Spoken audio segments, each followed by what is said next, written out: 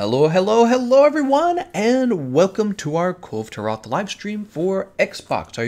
Are you guys excited? It looks like I'm not getting enough. What is this? I'm already getting an error. It's saying YouTube is not receiving enough video to maintain smooth streaming. Well, hopefully that fixes itself in a minute here. Maybe my computer's running slowly. I rendered 2 videos today. I feel like I probably should reset my laptop after I do those renders. Anyways, that's a tangent. Here you can see the session ID. If you're not in the session, it is a first come, first serve session. You got to get in here. You also have to be getting in here to play Kulve Taroth, all right? If you come in here to do an expedition, if you're like way too low of a level or something like that, we got to boot you out. This is our Kulve Taroth track sniffing. There we go. Said it right. Track sniffing session. What we do is we follow her around and we smell her feet. And everyone has to participate in this. All right, the rules are like normal. No attacking Kulve Taroth at Pursuit 1. You only gather tracks. You only gather scattered gold chips. She leaves in 8 minutes. We all come back and she's Pursuit 4, right? That's the rule. And then at Pursuit 4, we attack her. Anyone breaking these rules will get the boot. You don't want to get booted, so you better follow those rules, right? So don't attack her, and yeah, don't go AFK either. If you got to go to the bathroom for like 10 minutes, sorry, buddy, you got to give somebody else a spot, all right? Don't go AFK on us. All right, let's jump over. Oh, actually, let's check over our. We're gonna take a look at our garden. Always take a look at your garden before you go. The chief botanist. He's got all the honey. How much honey do I have? Do you think the honey will be valuable still? Think about it. Think about it.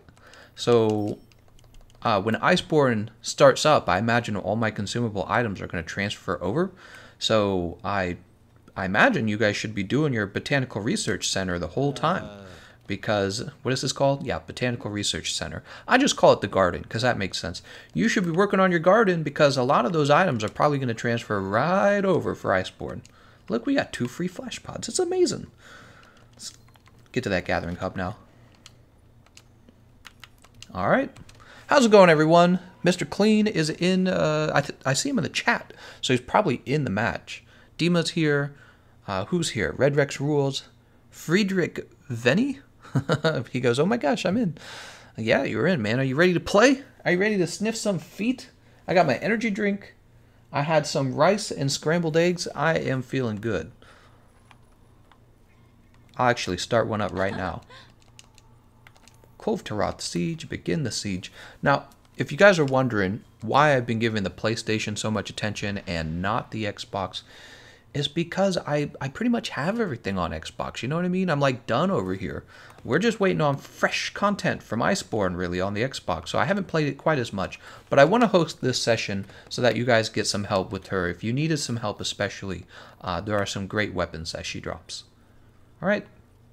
We have Shanks, Josh, and Apostle Alex. Thanks for joining, guys. You guys ready to smell some feet? I'm ready. I'm going to make a feet sniffing shirt someday. That's what I need to do. Tommy, Cornboy, how's it going, Cornboy? He says, what's up, bays? Tominator says, Gameconomist, between Tigrix, or should you say Tigrix, Narga, Kuga, and Bariath, which one of the pseudo-wyverns is your favorite? Bariath, easy.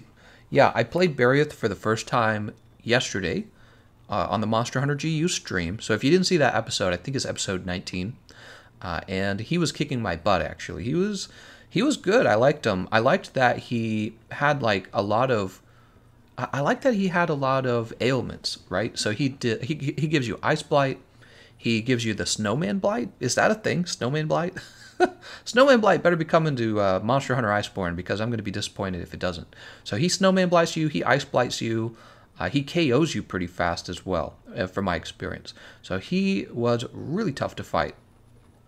And out of all the experiences I've had, both in World and in GU, he was more fun. I think Tigrix might have been my least favorite, to tell you the truth.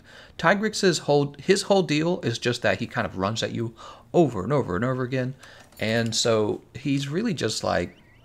Well, here's what I don't like about it. He ends up running past you, so he spends a lot of time being out of your range, And I've told you guys my pet peeve, I hate it when monsters run away. So I feel like Tigrex just spends a lot of time running away, unfortunately, right? Like you can't just stop him in his tracks, so you kind of got to let him run past you. He just keeps running and running and running. Nargacuga, at least, he comes for you. You know, he's kind of like Nergigante. He just comes for you. And then Barioth is like Nergigante if Nergigante shot tornadoes of ice at you, right, blizzards? So I think Barioth is my favorite out of the three. Very excited. How's it going, Minx? He says, hi, Dad. Bowman says, dang, Xbox and I'm working. Ah, that sucks. What else? How's it going, Nils Boden? Red Rex Gruel says, Gameconomist. I'm glad to see the wall jump mechanic being used by Barioth and Iceborne and hope it comes in more monsters. That's right. I saw that for the first time in GU. What he's referring to, guys, Barioth will do a move where he jumps off of the wall. He will jump onto the wall and then off of the wall, and it looks very slick. He's like a ninja. It's like wall hanging in Smash Brothers. Speaking of which, we need to do a Smash Brothers live stream already. How many of you guys play Smash Brothers? If you didn't know this about me, it's one of my oldest, most favorite games that I ever played. I don't have any like PvP experiences anymore because I play Monster Hunter. I want some PvP, so I'm thinking I might play a little bit of Smash Brothers down the road. You guys should join me for that when I do that. Could be soon even, because we're just waiting for the summer festival, and I mean, I'm pretty much done. I'm just kind of floating around waiting for that festival to start. Dima says, have a good one, everyone. I have to work tomorrow. Sorry, TGE. Ah, sorry. See you later, Dima. Dima? Is it Dima or Dima? Mink says, Gameconomist Tigrex was a Gen 2 monster and the others were Gen 3. It shows in the moveset what generations the monster is from. Oh, that's very interesting. So what Minx is probably suggesting here is the older the monster is, the less complex the moveset is. That's really interesting to think about. Grab this Devil's Blight, this honey. I should be wearing my other outfit, shouldn't I? Tommynator says, did you notice Barioth flying in that Game Informer video? Was it just me or was his flying animation a bit janky? I didn't think it was a bit janky. I thought it looked normal. He was flying a lot, though, wasn't he? He was flying a lot. You don't see Nargacuga and Tigrex fly that much. Hey, thanks Lewis PR for that sweet donation. I will probably be using that on an energy drink. You just bought me an energy drink, man. Nate's like, Smash Bros. Death Angel says, V-Gate is dear? V-Gate. Is V-Gate's like, how are you? I should know this one. V-Gates is very simple. Mink says, did you see that guy who pooped himself while playing Smash? What a Chad. I did not see that. Oh my god, I probably want to see that though. Did he go to the bathroom? Did he like have to take a go number 2, but he was in a contest, so he's like, you know what, this is happening. I could see that happening because, like, you know, you got to do what you got to do to win. I could see that happening. Oh my god. Emerald Gamer says, Gameconomist, will there be a Monster Hunter GU stream today? I want to see you fight Valstrax. That's right, so there will be a Monster Hunter GU stream today, unless something happens, like I die of a heart attack. There will be a GU stream, and very likely we will be fighting Valstrax for the second time. I mean, we fought him briefly, but we didn't get to defeat him. So we're going to have the real fight today, right? We had a taste of Valstrax. Now we're going to defeat him. I'm very aroused. Let's see what else you guys are saying. Komar Real says, Gameconomist, what's up? Today, after my 1,223rd horn break, I got the last medical weapon, the Taroth Crest Claw, and I don't even play Lance. You don't play Lance? Oh, you and nobody else, by the way. I have an editor working on my weapon popularity video. When he releases it, you will discover that the Lance is still not that popular, and I talk in detail about why I think that's the case. It is an interesting subject. Lance time. Mink says, yep, and he stood up and his pants were all brown. Oh, no, man, that's amazing. I don't know if maybe I would do that. I mean, it's embarrassing, but it's like, you're going to win or what? You know what I mean? I think what people, did he win at least? Like, if he won, that's, like, if he pooped his pants and then he won, good on him, you know what I mean? Like, that's almost brave. But if he pooped his pants and lost, I would have been like, you know what? Probably should have just gone to the bathroom. You should have just called it and ran off to the bathroom and been like, maybe you could have even asked for a redo, although they probably wouldn't give it to him. When it comes to competitions, those kind of rules are real strict. Pooping yourself. I'm going to have a little bit of my drink here, since we're just track farming. Oh, no. Oh, no.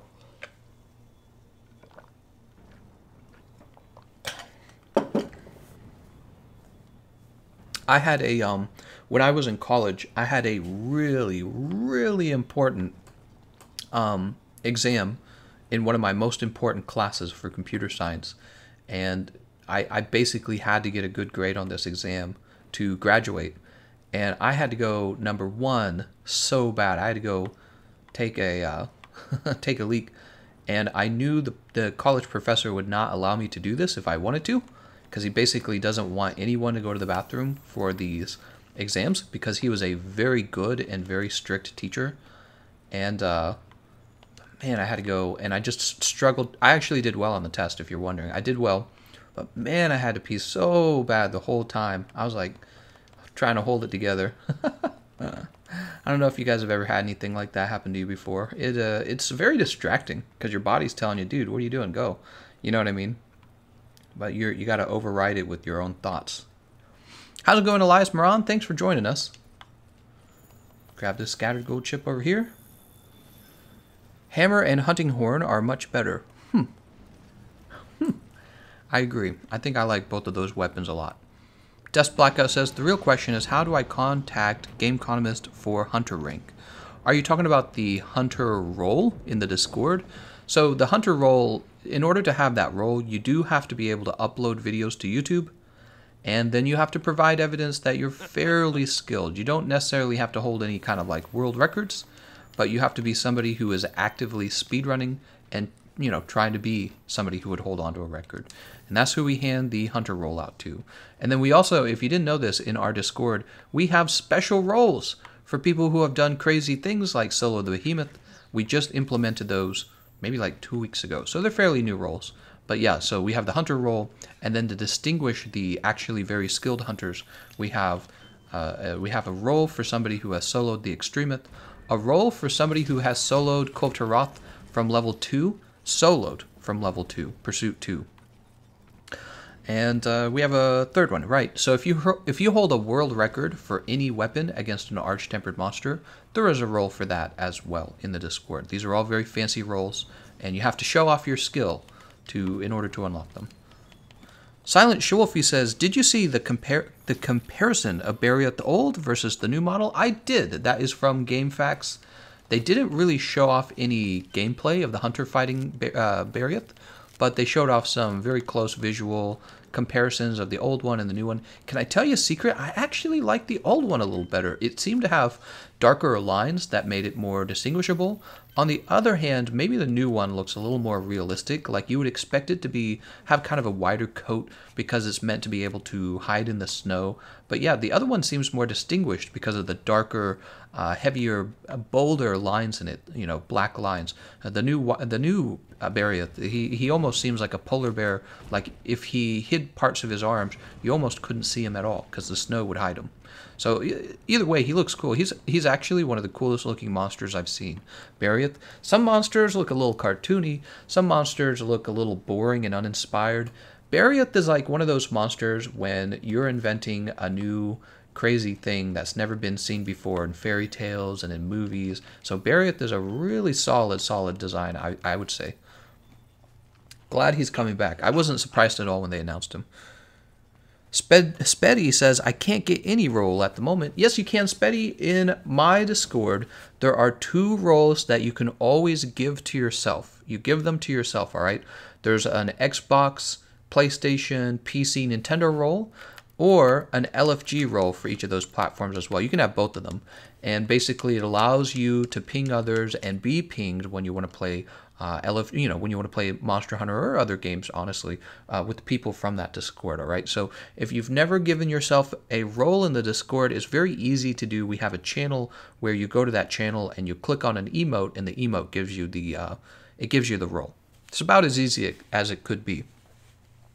Death Angel says, Gameconomist, when someone asks, wie geht's es dir, you need to say, gut dir? Is it gut und... Is it just gut dir, or is it gut und du? Welcome. Are there multiple ways to say it, I guess is what I'm asking. I feel like I've heard this. Gut.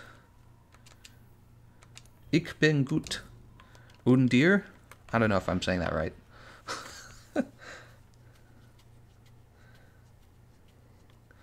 Yeah, you guys probably speak German 1,000 times better than anything I know right now. What do we got? What do we got? What is this? Some kind of... I think this is some kind of ice damage build. Do I have it saved somewhere? What are my temps holding on to? Empress Roar Blaze, Bomber Gold Exploder, Devil's Madness. Where can I store this for now? I'll use it. What is this? Defense? I don't really need that, to be honest.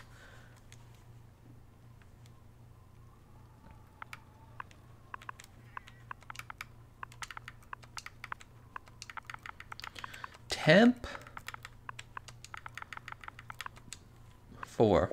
There we go. All right. Little Turtle in Shell says, I'm about to say an unpopular opinion. I like more Barioth than Narga and T-Rex. That's an unpopular opinion? I thought that would be like a common opinion. I mean, me being an outsider looking in, I can tell you right now, I feel like Barioth is more exciting than the other two. And that is just my unbiased opinion.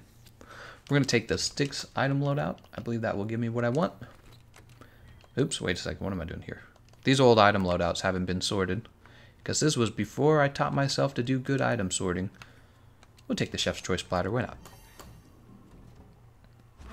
We speak netter German because we are born in Germany. Hey, that's a pretty good explanation. Hi. We got Mr. Clean, Grady, and Dest Blackout. Let's get started. John Ord says, Gameconomist, any tips for playing with random, struggling to kill the behemoth? Man, any tips for play? Join the Discord and get some non-randoms. That would be my first tip.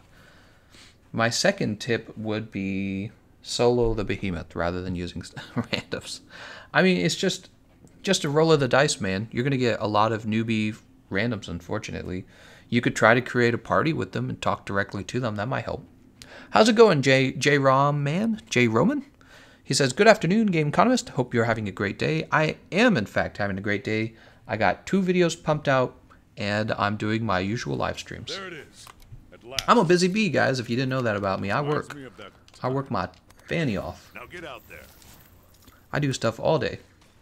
Actually, it's kind of unhealthy. I think I sit too much. Grab this nitro shroom real fast, because of course. You ready? All right, we're gonna do the cannonballs. Please, no nibble snarf. What are you talking about? Nibble snarf is like the most important one.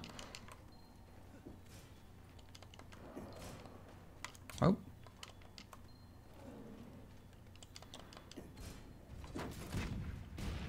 Wait, her horns are gonna break off, right? Yes, they are. Yes, they are. I will help you load this up.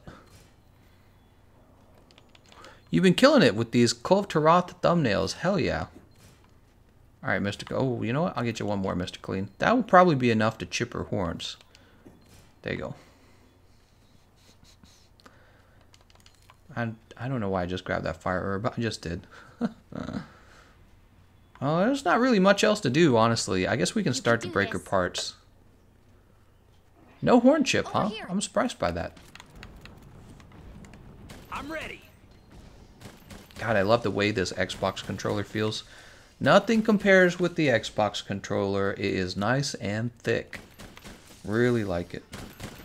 And I love the Elite controllers, the pads underneath. They're so nice. I used them to go into the run, and it just feels more natural to have my fingers underneath there doing that. Can't get enough of it.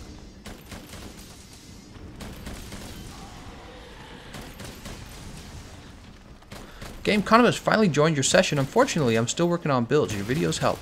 I'm glad to hear that, man. Alan Bolt. Sweet. Somebody joins and they're like, your builds ruined everything. I need to make some more build videos. Should make one for like T-Oster. T-Oster. What do you guys think? A T-Oster build? Oh no, she's just gonna run right on by, isn't she? Yeah, she's already gone. Is she? Oh, we got it. Nice job, guys. Nice job. I wasn't even paying attention, to be honest. Does she have anything left to rip off? Yeah, she's got that arm. I'm just going to go to the next location, honestly. Elias says, oof, as a loyal PlayStation player, I feel offended. Well, I can tell you, Elias, I have tried officially all the controllers, put plenty of hours on them, and it is Xbox for me all day, baby. I like even the start and the select button on the Xbox controller just make more sense. They're like easier to press. I wish I could take a picture and show you.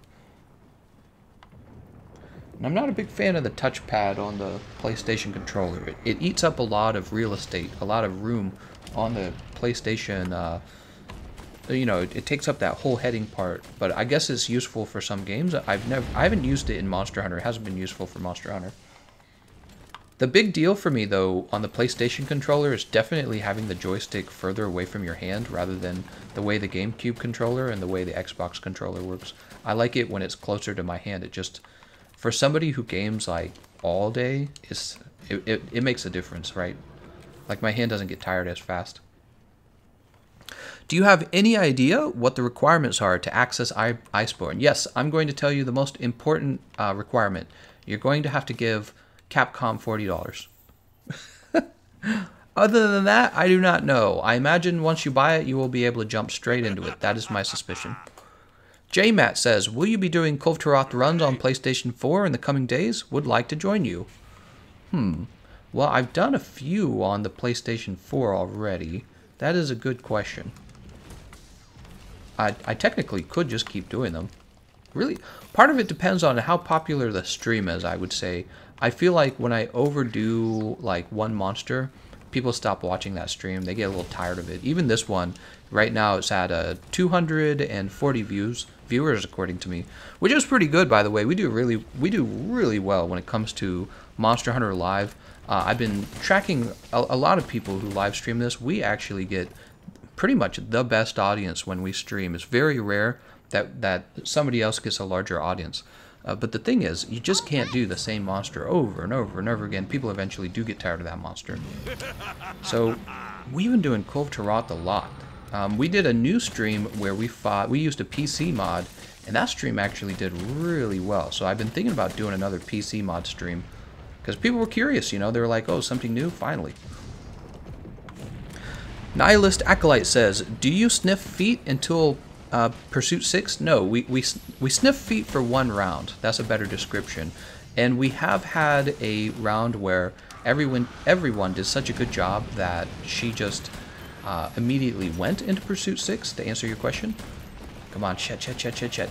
If we break this back part of her, I'm dead. I'm dead. Woo! Woohoo! We are still alive, actually. Come on, break that back part of her tail, and then she sheds. That's what happens. If we break this, she sheds. Oh, she's so close to shedding. Oh, and there's her horns are chipped. Please. Oh, there goes. See? She sheds. What'd I tell you? What did I tell you? Komara Real says, you need to be HR 16 to enter Iceborne. Pretty low, to be honest. They should have put it at 50. I know I won't SOS in release week.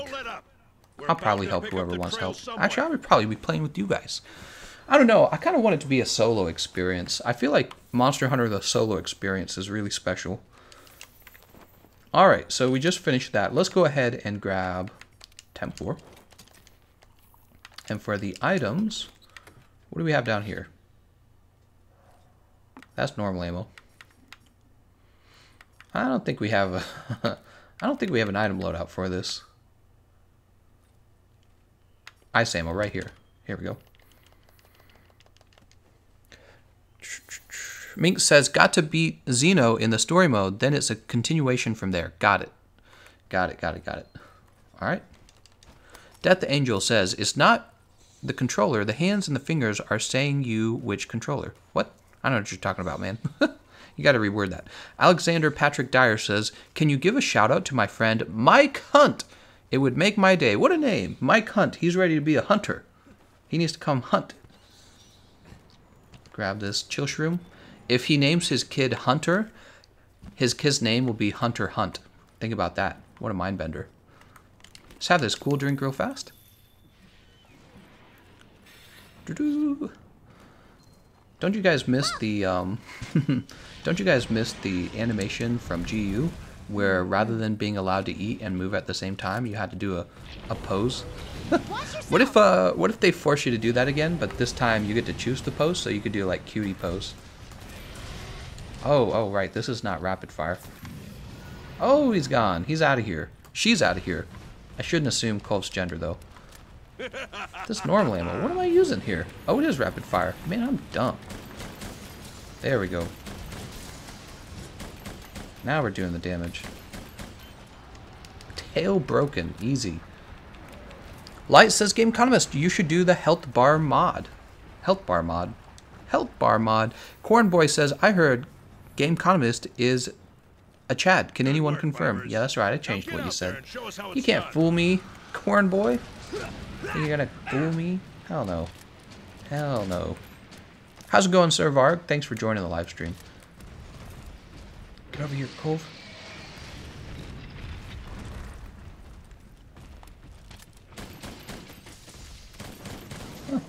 Okay, Mr. Clean has sleep ammo.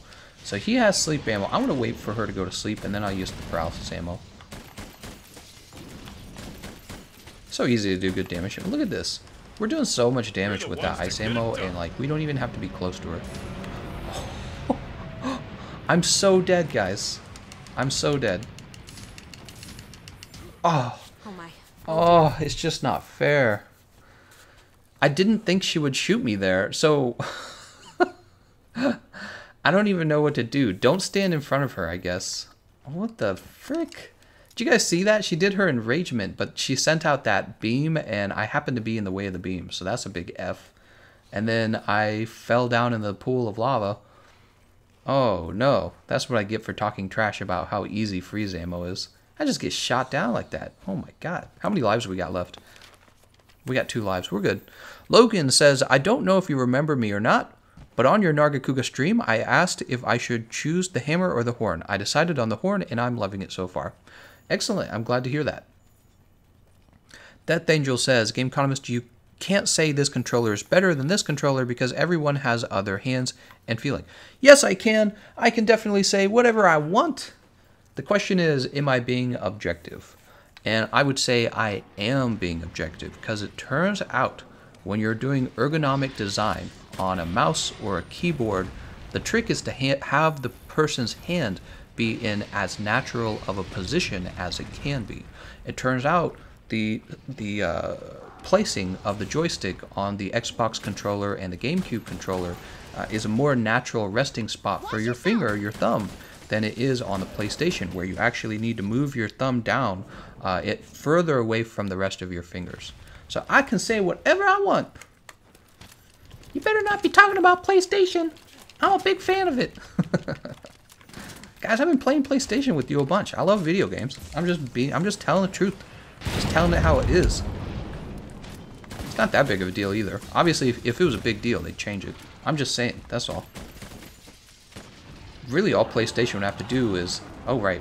Watch yourself. Really, all PlayStation would have to do to fix it, by the way, is just swap the D-pad with the joystick, and it'd all be pretty much the same at that point.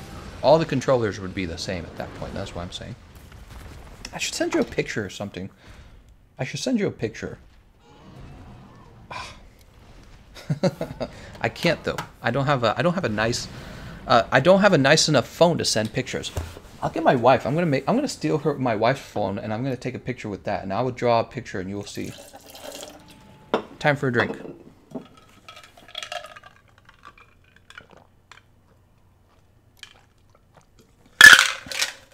You can't do that. You can't control those controllers. Oh, yes, I can. Logan says, what are you playing on? This is the Xbox. Xbox number 2. No, I'm just checking. Joel Jeffrey says, lol, I'm a PS guy, and I don't take offense to it. Different strokes. Good to hear. That's how it should be. Everyone's allowed to have their own opinion. Doesn't mean they're right. It just means they have an opinion. Q Skyhawk says, PlayStation is perfect. Whoa! It's been sent to us from the heavens. How's it going, Stan Marino? Thanks for joining. Nihilist Acolyte says, I have huge hands and Xbox feels better. You know what they say about guys with huge hands? They have small heads. No, I'm just kidding. Nikki B says, is it possible to solo Arch-Tempered Cove with an Insect Glaive? It is possible to solo Cove with any weapon. However, if you're going to be using an Insect Glaive, be sure that you're soloing from like Pursuit 6, because it's going to be a little harder. Insect Glaive isn't like the highest damaging weapon in the game for sure. You'll get him out for sure, but you know, a lot of weapons can get him out using that pillar in the center of the room. Let's see if we get one of the weapons we don't have. I bet we won't. What were we on? We were on like reward cycle 14, I think, with no new weapons. Death Angel says, I'm not talking about PlayStation 4. I like mouse and keyboard more, but your voice is funny. What? Why would you insult my voice that way? Welcome, welcome. What do we got? I had a friend recently find out that I actually have a large YouTube channel. Oh, I don't want to sell all. There we go. He found out I have a large YouTube channel. I hadn't talked to him in like 10 years. Just an old friend, you know, that's how it works out. Sometimes you stop talking for no reason, and then you don't talk for a long time, and then you say hi 10 years later.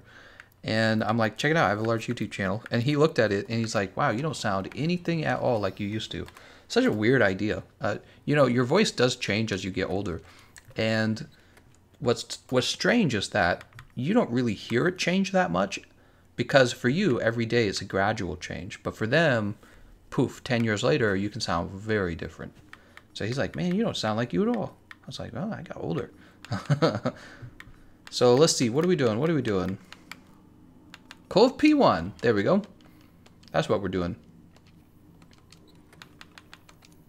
It's kind of like Luke Skywalker. Remember Luke Skywalker? And he's the voice actor for the Joker, right, on the TV, the cartoon show. And his voice changed over time. You're like, wow, you don't really sound like Luke Skywalker anymore. It's pretty strange. That's how it goes, man. Your voice changes slowly over time. Here it is, Forager build. I have it right here. Why am I like scrolling all over the place? Let's go ahead and start up another Pursuit 1 track sniffing farm. Is World your favorite?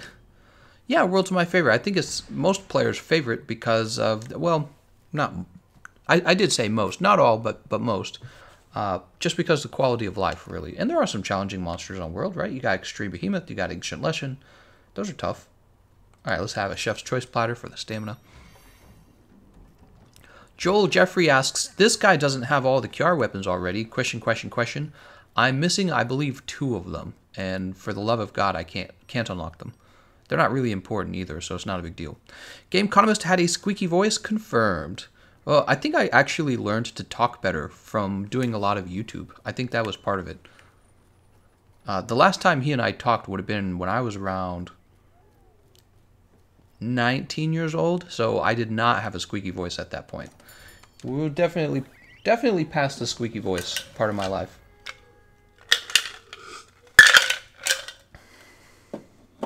He's all grown up too. He's got like 2 kids. Like, whew, he got busy, man. Reza Shah says, no, you are fabulous. Elias Moran says, how many monsters do you think they will add in Iceborne? 40. I don't know. A lot, hopefully. They showed us two Tigrex and Nargacuga in the beta already.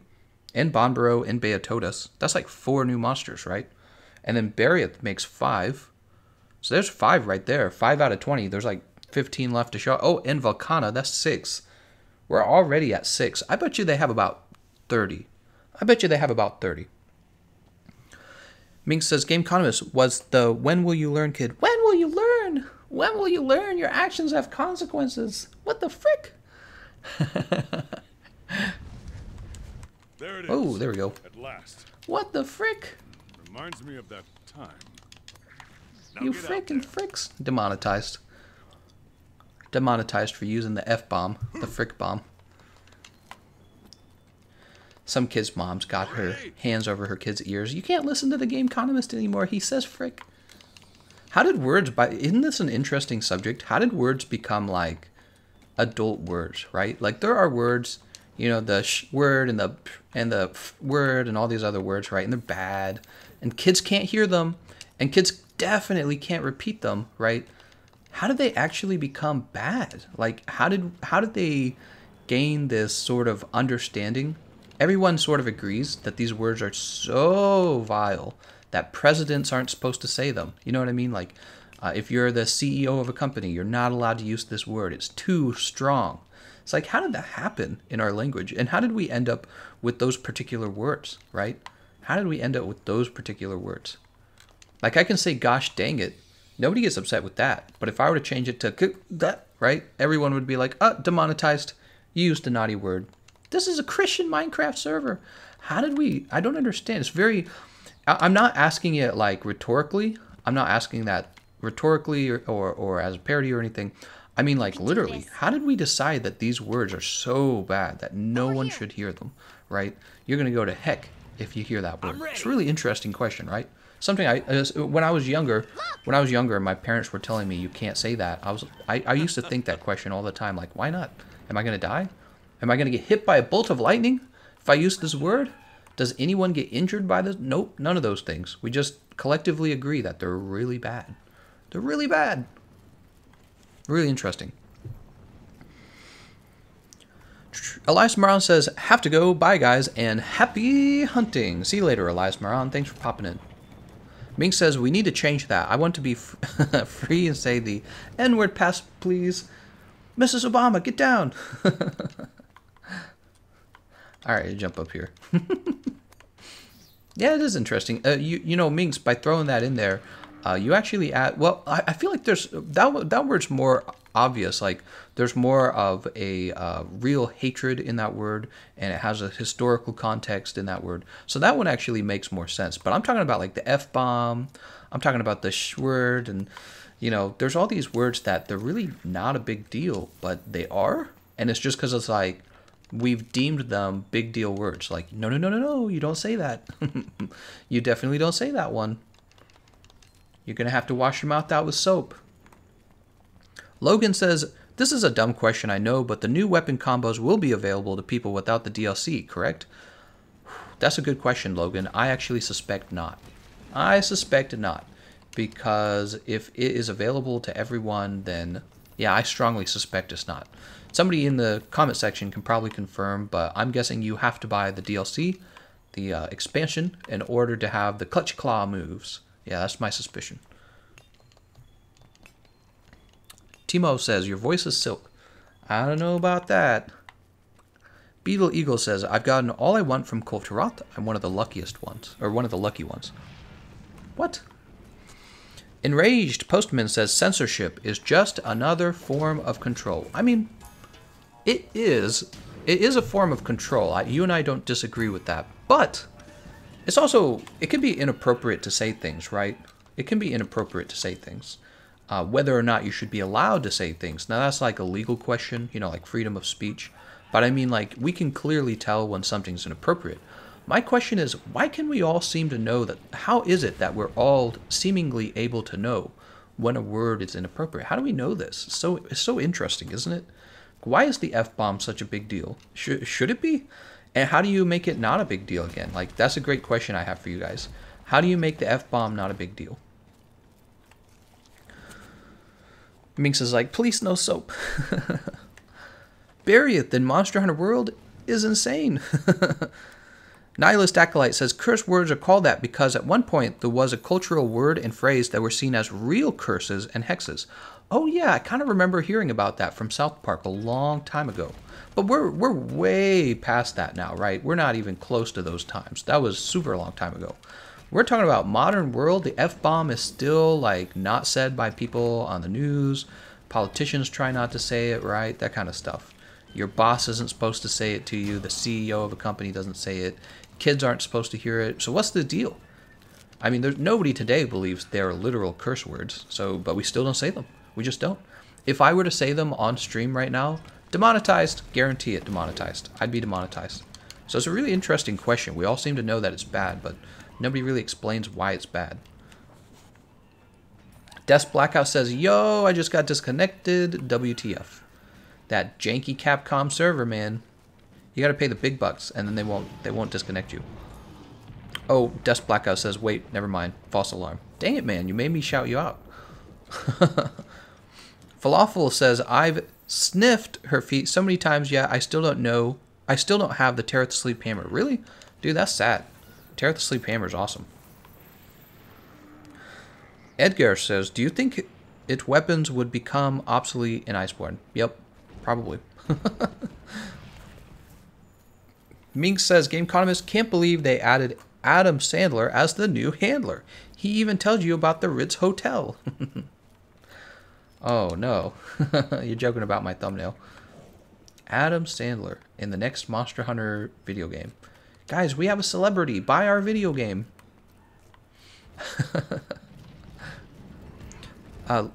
Legend Air says, a lot of people think using the F-bomb makes you trashy, especially women. Yeah, I could see that. I think there is more of a trashiness to it, isn't there? When you say it, it seems kind of like... It does seem kind of trashy. I think I agree with that. How do we arrive at that trashiness, though? Yeah, there is a bit of trashiness to it. Is it because it's too, like...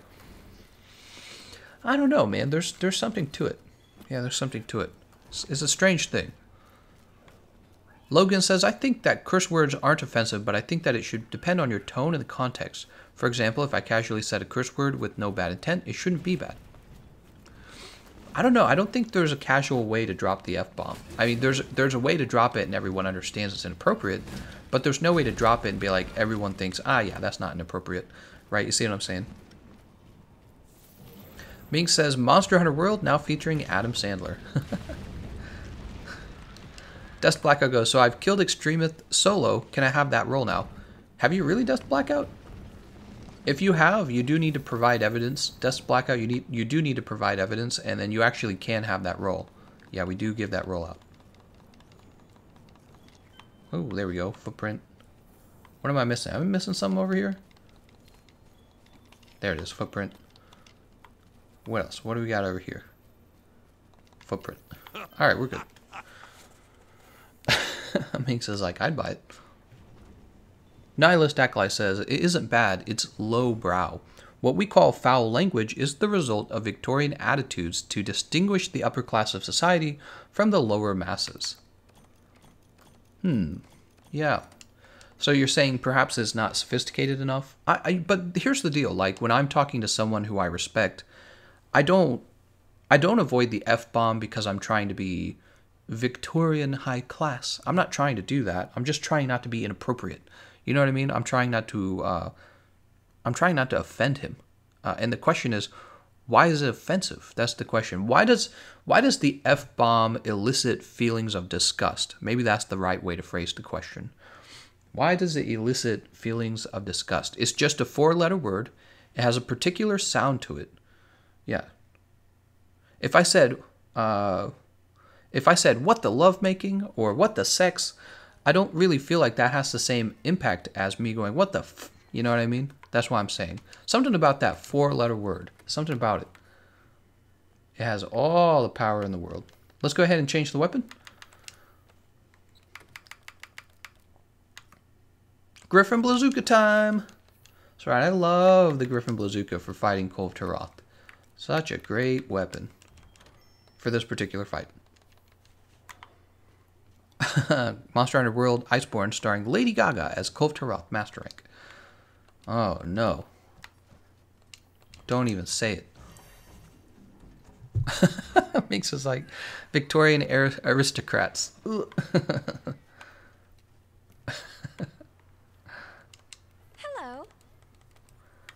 Alright. Gonna go ahead and begin the siege. We're at pursuit level 4. That's good enough for me. What, the intercourse? Exactly, it doesn't work.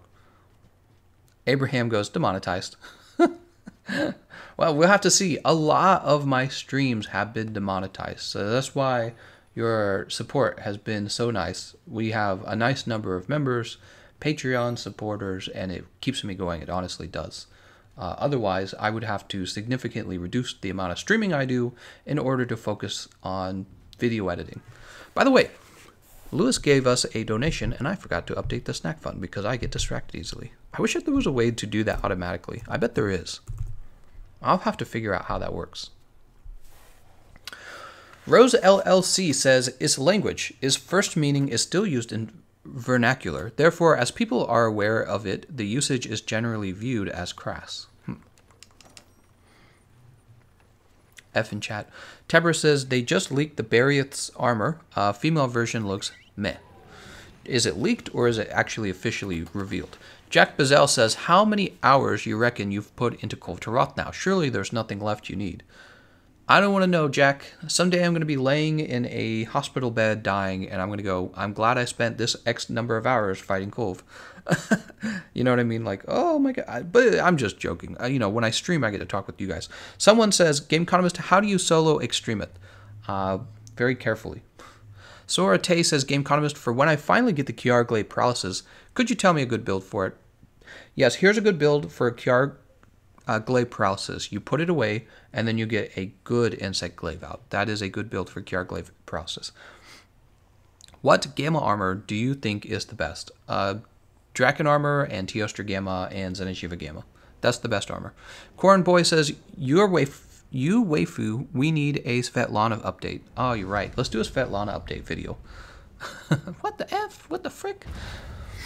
Enraged Postman says, we need a society like the Transmetropolitan Comic, where lovemaking, drugs, language, or anything else we now consider taboo is no longer so. I don't know if that'll ever happen. I feel like we have people in society who they become disgusted easily, and then I'm guessing the people who get disgusted easily are the ones who don't want to hear foul language. Does that make sense? I think that's what it all comes down to. I think there are some people who have a very, very sensitive feelings of disgust, like things gross them out very quickly. And if I had to guess, these are the people who actually go, no bad language in my Christian Minecraft server. Like, they actually say that. So I think that's what's really going on. These are people who they don't like the feeling to it at all. There you go, Mr. Clean. It's all yours. I just mowed the lawn and cleaned my grill. Where's my new role? Oh! Oh, we got it. Nice job, Mr. Clean. We got the horns. She got hecked on.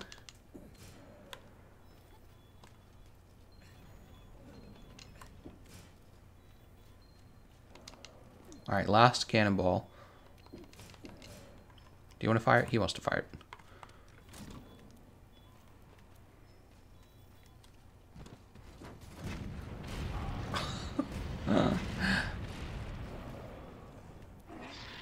I'm looking for a good shot. There we go. There's a good shot. Look at all that. Oh, she's just going to stand there too, huh?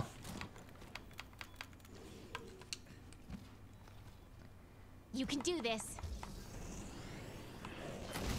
Over here. Mink says, oh, I already read that one. Darkalicious Lord Blunt says, do you think it is worth bringing something like a sleep hammer to the Arch-Tempered? Of course it is. It's like one of the best weapons to use on her. This is a silly question, man. A lot of people don't understand that you don't have to use thunder damage on Kulve Taroth. You just have to do lots of damage. And as it turns out, raw damage can do really high damage against Kulve Taroth. It really can. Maybe I'll show you the next round. The sleep hammer is like one of my favorite weapons for fighting Kulve Taroth. It's a really, really good weapon. Jump up here. I'm gonna grab these mushrooms. Like I said, we will probably need these items for Iceborne anyways, so I'm just gathering the heck out of them. Nice job on that, everyone.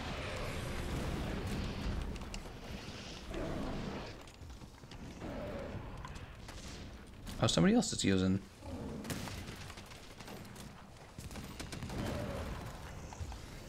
That's gonna break. Oh, here goes. Well, it's breaking now.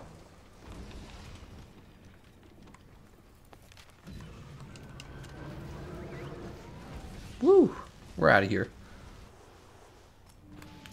So we jumped kind of early. I'm not really concerned though.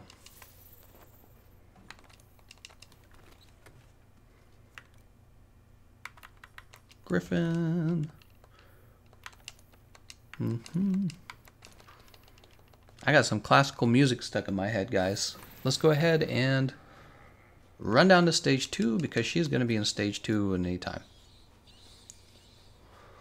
Sora Tay says, so I should just concentrate on my Kiar Water and Decay Glaives. What are your favorite weapons from Arch-Tempered Kulve Taroth? My favorite weapons from Arch-Tempered Kulve Taroth? All of the dual blades. The dual blades are good. What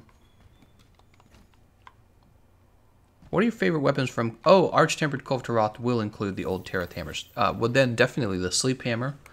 Glutton Heavy Bowgun. Sleep Hammer, Glutton Heavy Bowgun. Man, I need time to think about it. There's an F ton of them. There's a heck ton. There is a lot.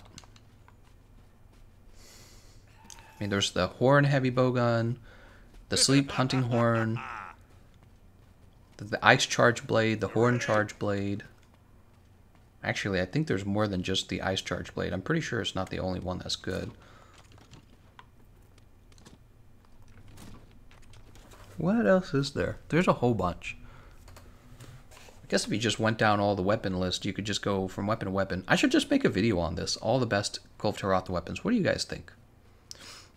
Rose LLC says, Gameconomist, you don't want a tabooless society exactly for the reason that Friedrich Nietzsche said God is not alive. Death Angel says, GN everyone and have a good... Oh, good night everyone and have a good hunt with Gameconomist. See you later, Death Angel.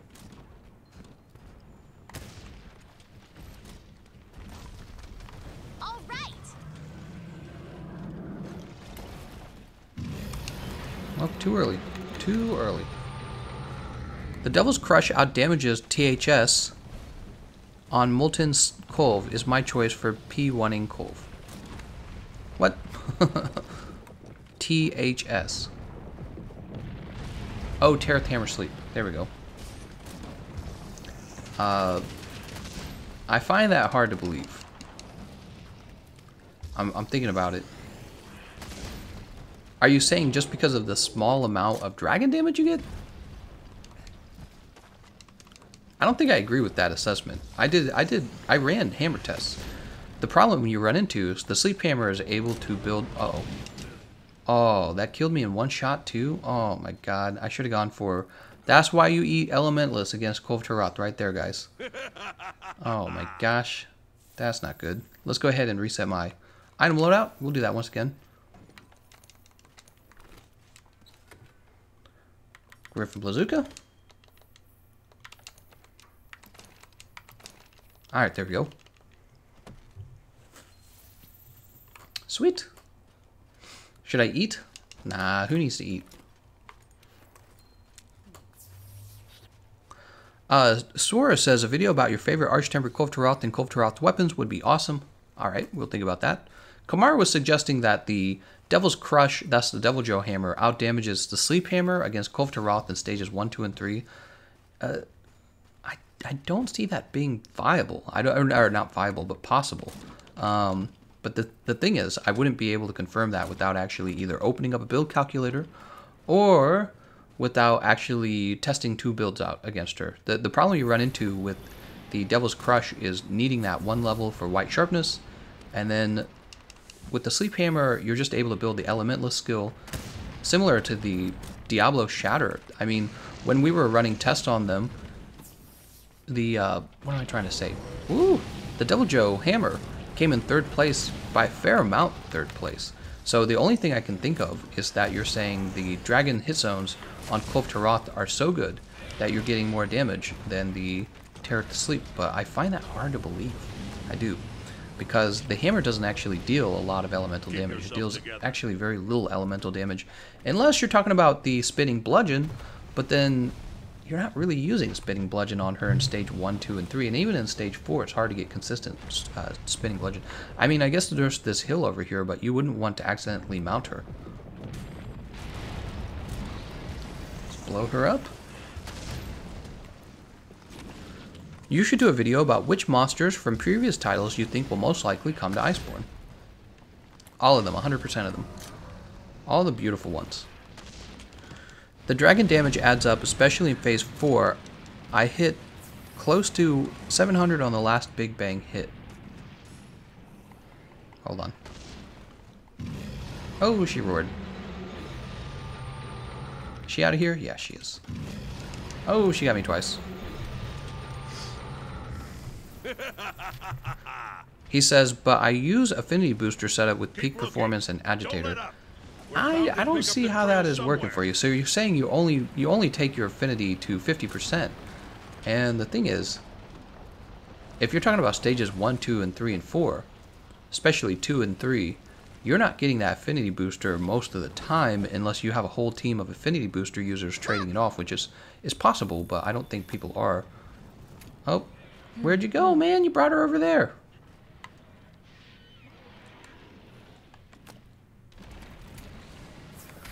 I tried something. I wanted to see if she would wave her tail high enough close to that boulder that she would actually land it. Let's run over to the double boulder drop.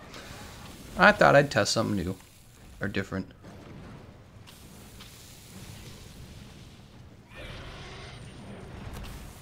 Boop. I don't think I want to use my shot yet. She should shed like right now, honestly.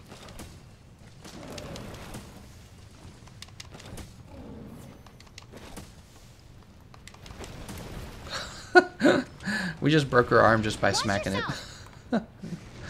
Ah! Falling boulder! Oh, time to get wrecked, Kulve. She's in so much trouble right now.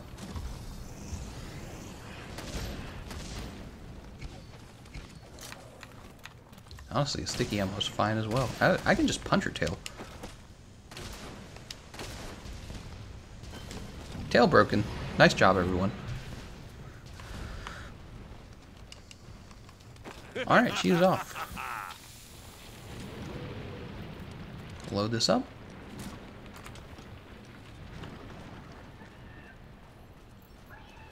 Kulve Taroth. Let's do the fireproof mantle. Screw this, Kiar Num for life. What? Good work, Vipers. More like Kiar Dum. Haha, got him. Oh my god. Wow, that was amazing. Do you see how much that was?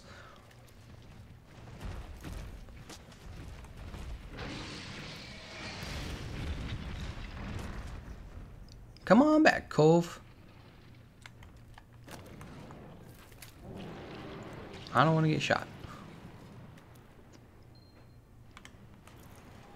We're the ones to get it done. Where does that beam go, by the way? I got killed by the beam last time. Look at that. The beam actually went over here, if you were watching. She sent out a last beam right over here.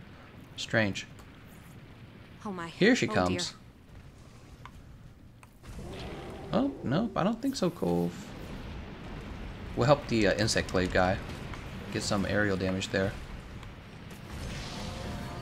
Oh, get away from that, guys. Go to the center of the room. Center of the room. When you go on the side, you can get trapped. Oh, I guess she got knocked out. Here's KO. Did you know that the melee attack on the bowguns actually deals a lot of KO damage?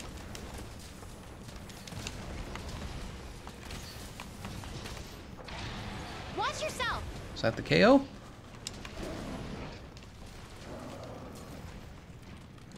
Oh, we're about to wreck her. Boop. Well, that didn't exactly work the way I thought it was going to.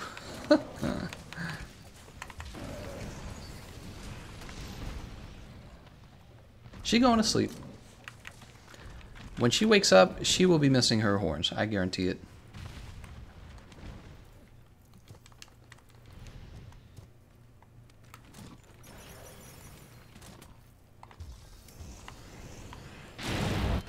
There goes. Nice job, everyone. You're going to like the way you look. I guarantee it. Bing says, Gameconomist, I one time got a sub 20 on Puke. Where's my Discord roll? Oh my god. Someone says, my internet connection is so bad, all I want is the Dragon Element Charge Blade first style. Oh, that's so sad. Concentrate your attack on the horse. That's right. You guys ready for another pointless reward cycle? So we finished reward cycle 15 last time because we were up to 14 already from the last Xbox Kulve stream. So this would be reward cycle 15 where we're about to get nothing. Elliot Roger asks, have you heard of Nick Gurs. He's a Nigerian politician. Nope, never heard of him. He is a complete stranger to me. I'm sure he said some political thing.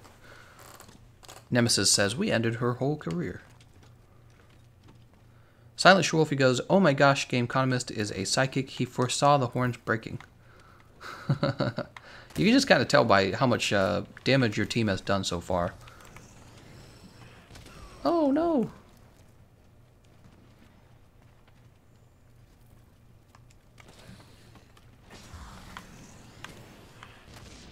Oh. Prince of Zahard said the Dragon Elemental Charge Plate looks amazing. You people should always hunt the most stylish and just get good instead of hunting with the best gear. That's not really how it goes, though. It doesn't. You know, I actually enjoy doing the best weapons. I do. It's more fun. Maybe if the weapons in Monster Hunter all had unique movesets, you and I would agree on that, but they don't. They all have exactly the same moveset, so for me, it's just whichever one does the most damage. It makes more sense. Alright, let's see what terrible weapon rewards we got. Welcome. Oh, not what I wanted to do. Back out of that.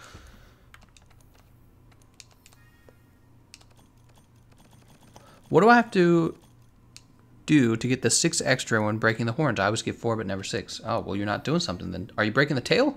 You gotta break the tail. Got it, got it, got it, got it, got it, got it, got it. Alright. That was the end of reward cycle 15. So again, no rewards. Alright, done with that. Let's go ahead and we're going to get rid of our item loadout. Oops. And we're going to bring out the Forager set. There we go.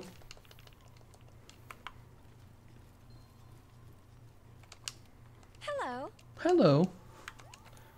Just think, guys, someday they could release this on the Nintendo whatever, and they'll be like, it's the remake of Monster Hunter World, ported over to Switch.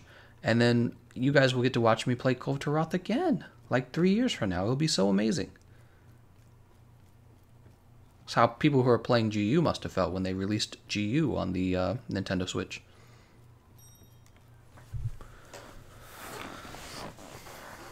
HP Blast says, how come you don't get the Kulve Taroth materials that are dropped, Gameconomist? Because I don't need them. Frederick says, thanks for the run. You helped me because I have a weird build on my insect glade, but I don't die often. Is a hybrid build. Glad to hear that.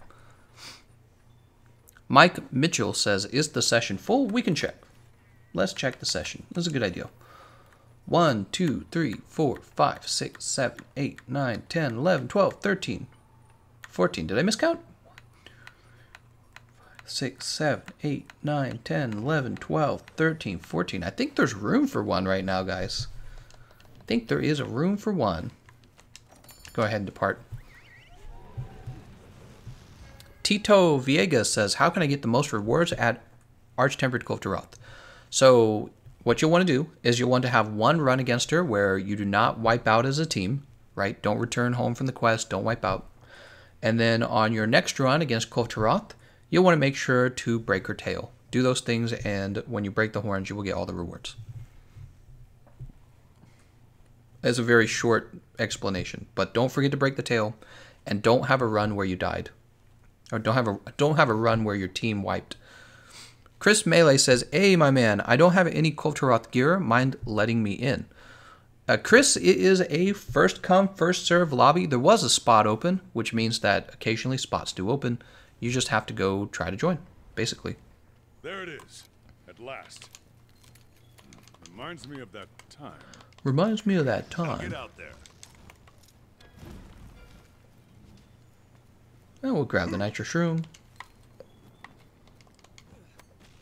You ready?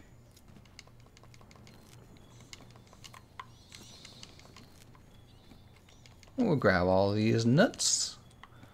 Grab some honey. Mr. Clean's like, Mandragora, Adamant Seed, Devil's Blight, Tim Valmont, is it Valmont? He says, so when can I play with you? When you join the session and get in a quest. I do not stop anyone from joining.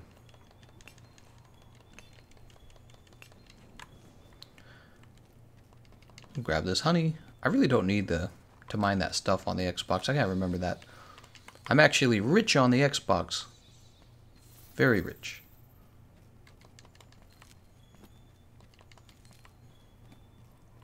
I wonder if they'll do anything about people having like a bazillion zenny. You can do this. I wonder. Over here. I'm ready.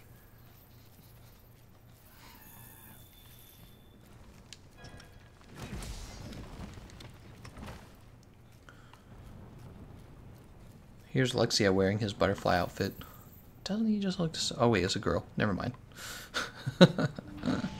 It's gonna make fun of him.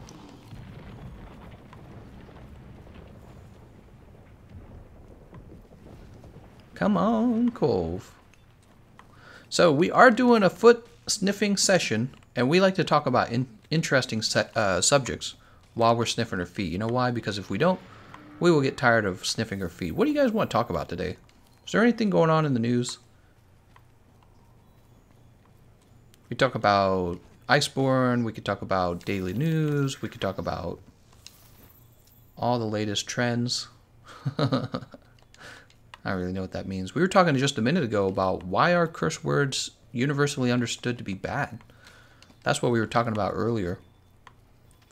We need a new subject. Although we didn't really come to a conclusion on the curse word thing, did we? We just seemed to... Well, I think I was realizing that people who have a stronger sense of disgust, I think they are the ones that kind of go, ooh, that's a bad word and I don't want to hear it. And then you have people who have more of a tolerance for like disgusting things and they go, I don't care.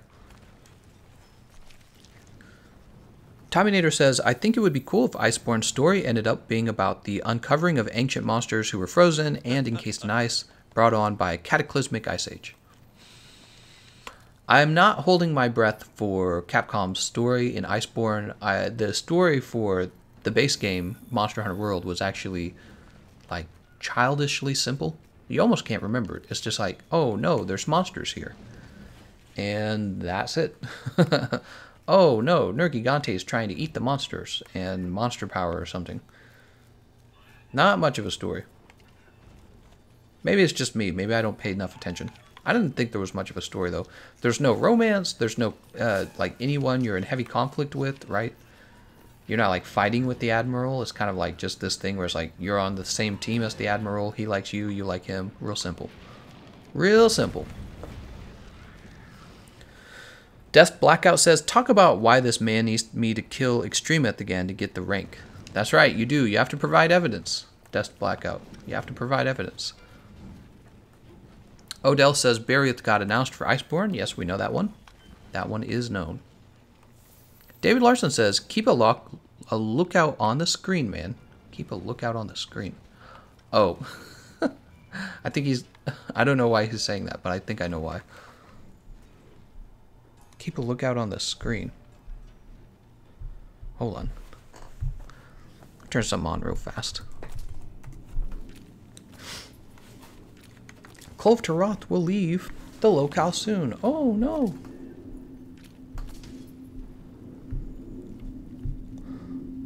Alright, we'll jump over here. Sorry, I wasn't looking at my screen. Right after David Larson said, keep an eye on your screen, I actually had to look away.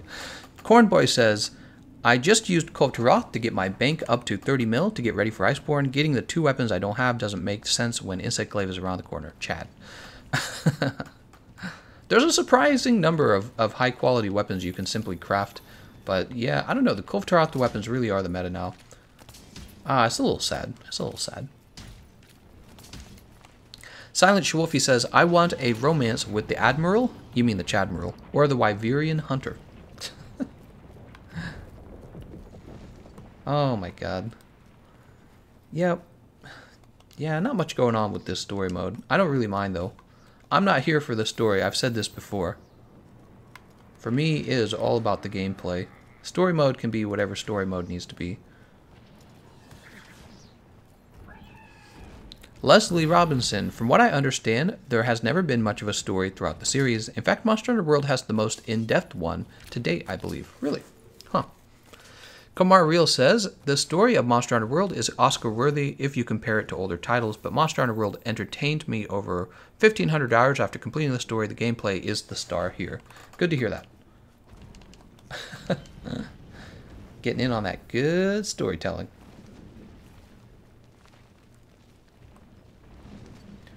Come on. What you doing?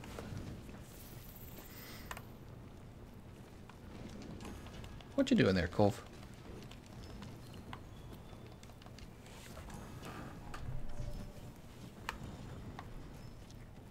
Did she get poisoned? I guess she got poisoned.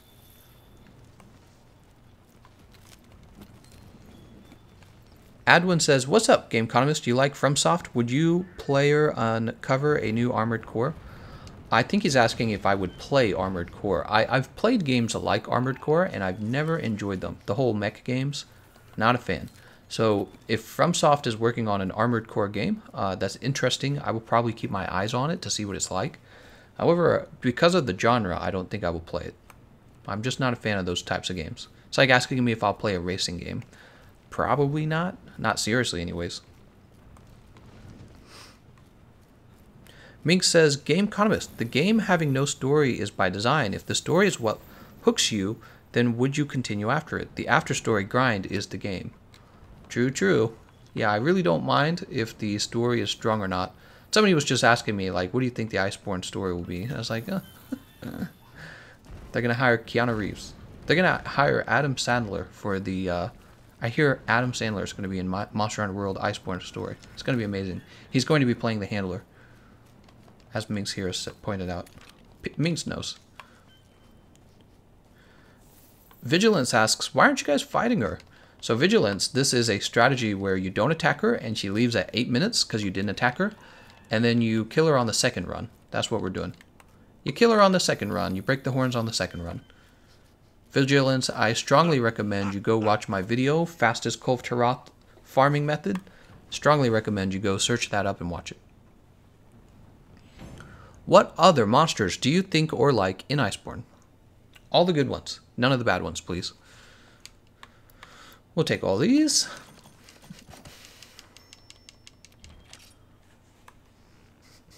Chris Melee says, mind reciting the rules one more time so that I can stay within the bounds of the Jedi Code. Sure, thanks for joining, Chris. The way it works is on Pursuit 1, everyone gathers tracks and they gather scattered gold chips, but they do not attack Kulve Taroth, and we do not attack the Gajalaka either, okay? So don't attack.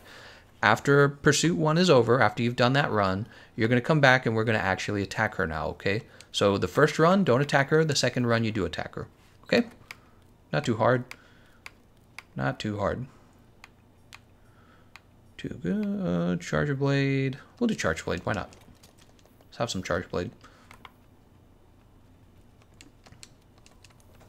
I love being able to switch between any of the weapons.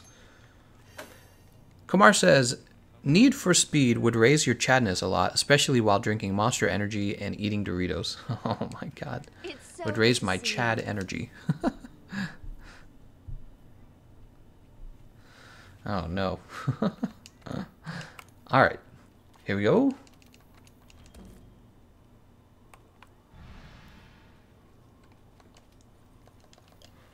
Yeah, Vigilance, if you've never been in a track sniffing run before, you are missing out. You have no idea how nice it is to be in one of these runs.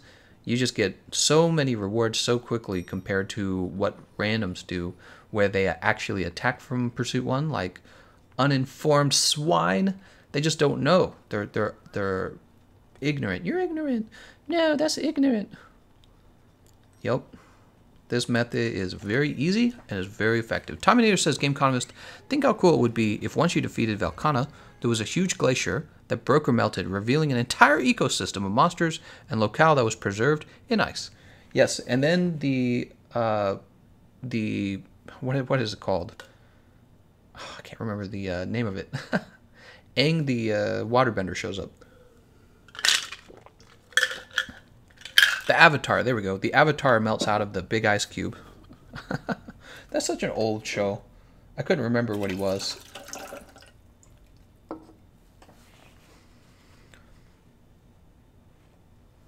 What would you say is the fastest way solo? Oh, I would use probably like the hammer or something. Hammer's pretty simple. Same with greatsword. Hammer or greatsword. Silver says, I finally was able to download Explorer and play more of the Excel Axe. What does a community have to do to persuade Capcom to add it to Iceborne in a few months? I don't know. You have to get in touch with Ryozo. And be like, yo, Ryozo, add this thing. You ready? Oh, am I going to get it in time? No. Yes. Yes. See you Yes. around, buddy. I can't believe I couldn't remember his name, Avatar. It's been so long. It's been so long. They disgraced that TV show with the movie. Oh no, she's gonna stand up. She's gonna stand up. She's gonna stand up. Oh! Alright, we got 2 shots in. That's good enough. Sapphire Star's Guidance asks, what's the session ID? The session ID is always shown in the description of the video. So you can go to the description. If you want to get in on time, like when I'm actually posting it, be sure to join the Discord server. There's a link to the Discord server in the description of the video. What I always do is I post the session ID in a channel called Session ID Chat. And then you'll know when I'm going live, and you'll know how to get in before anyone else. It's a big advantage.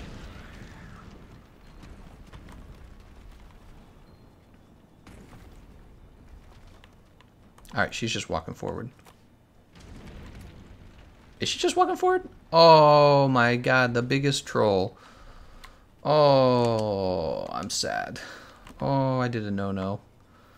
I did a boo-boo, guys. Let's go this way.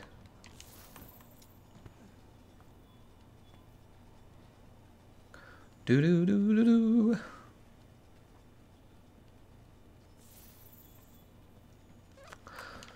You can do this. I can't believe I messed that up.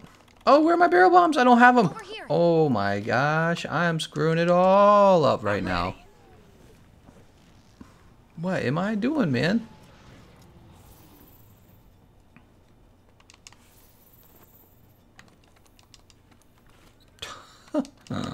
That's so bad. I'm like a noob here.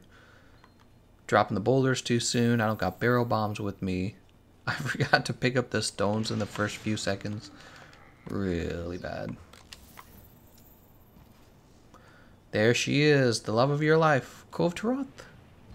She is here and she is beautiful. Alright, this is what you do. You put down these beautiful barrel bombs.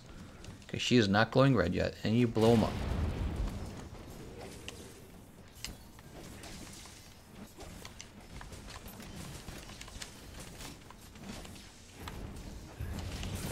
Ouch. That's cool. That's cool. I don't even care.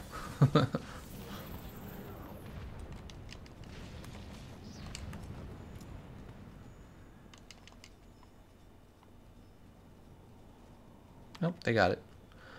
Alright.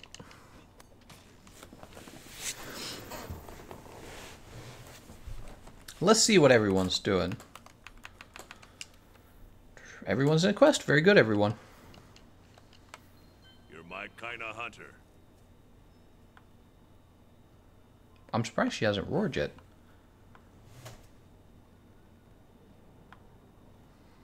Did you see the Valkana and bury the armor and weapon? Not yet. I will soon, I'm sure.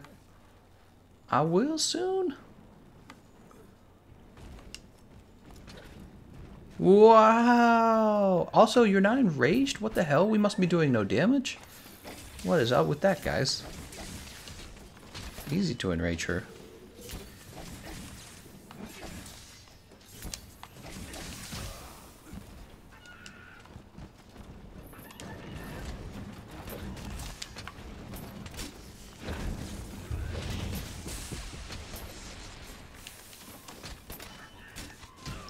This freaking Gajalaka, man.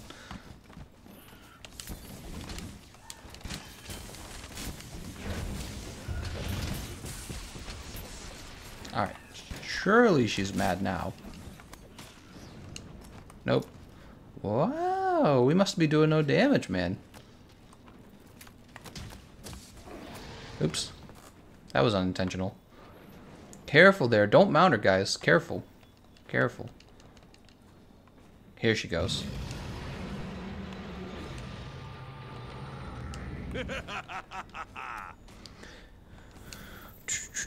Ready? Chop. Boop.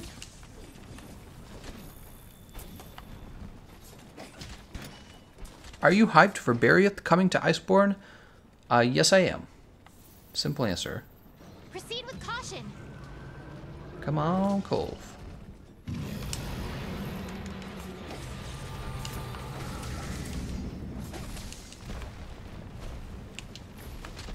Let's go ahead and recharge this shield.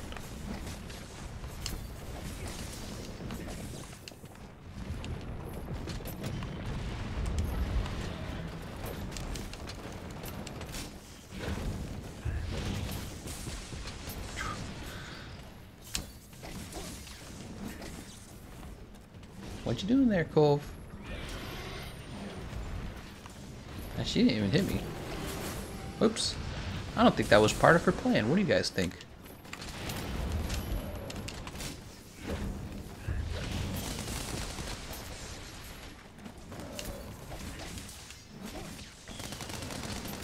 Oops, that's not what I wanted to do.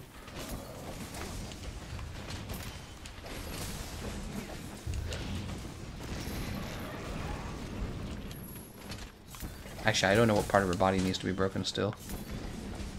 Her back tail?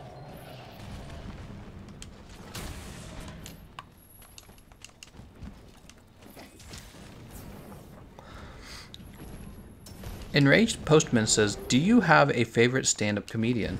I'm a big fan of George Carlin, and then I also like Louis C.K. a lot. I think they're both really good.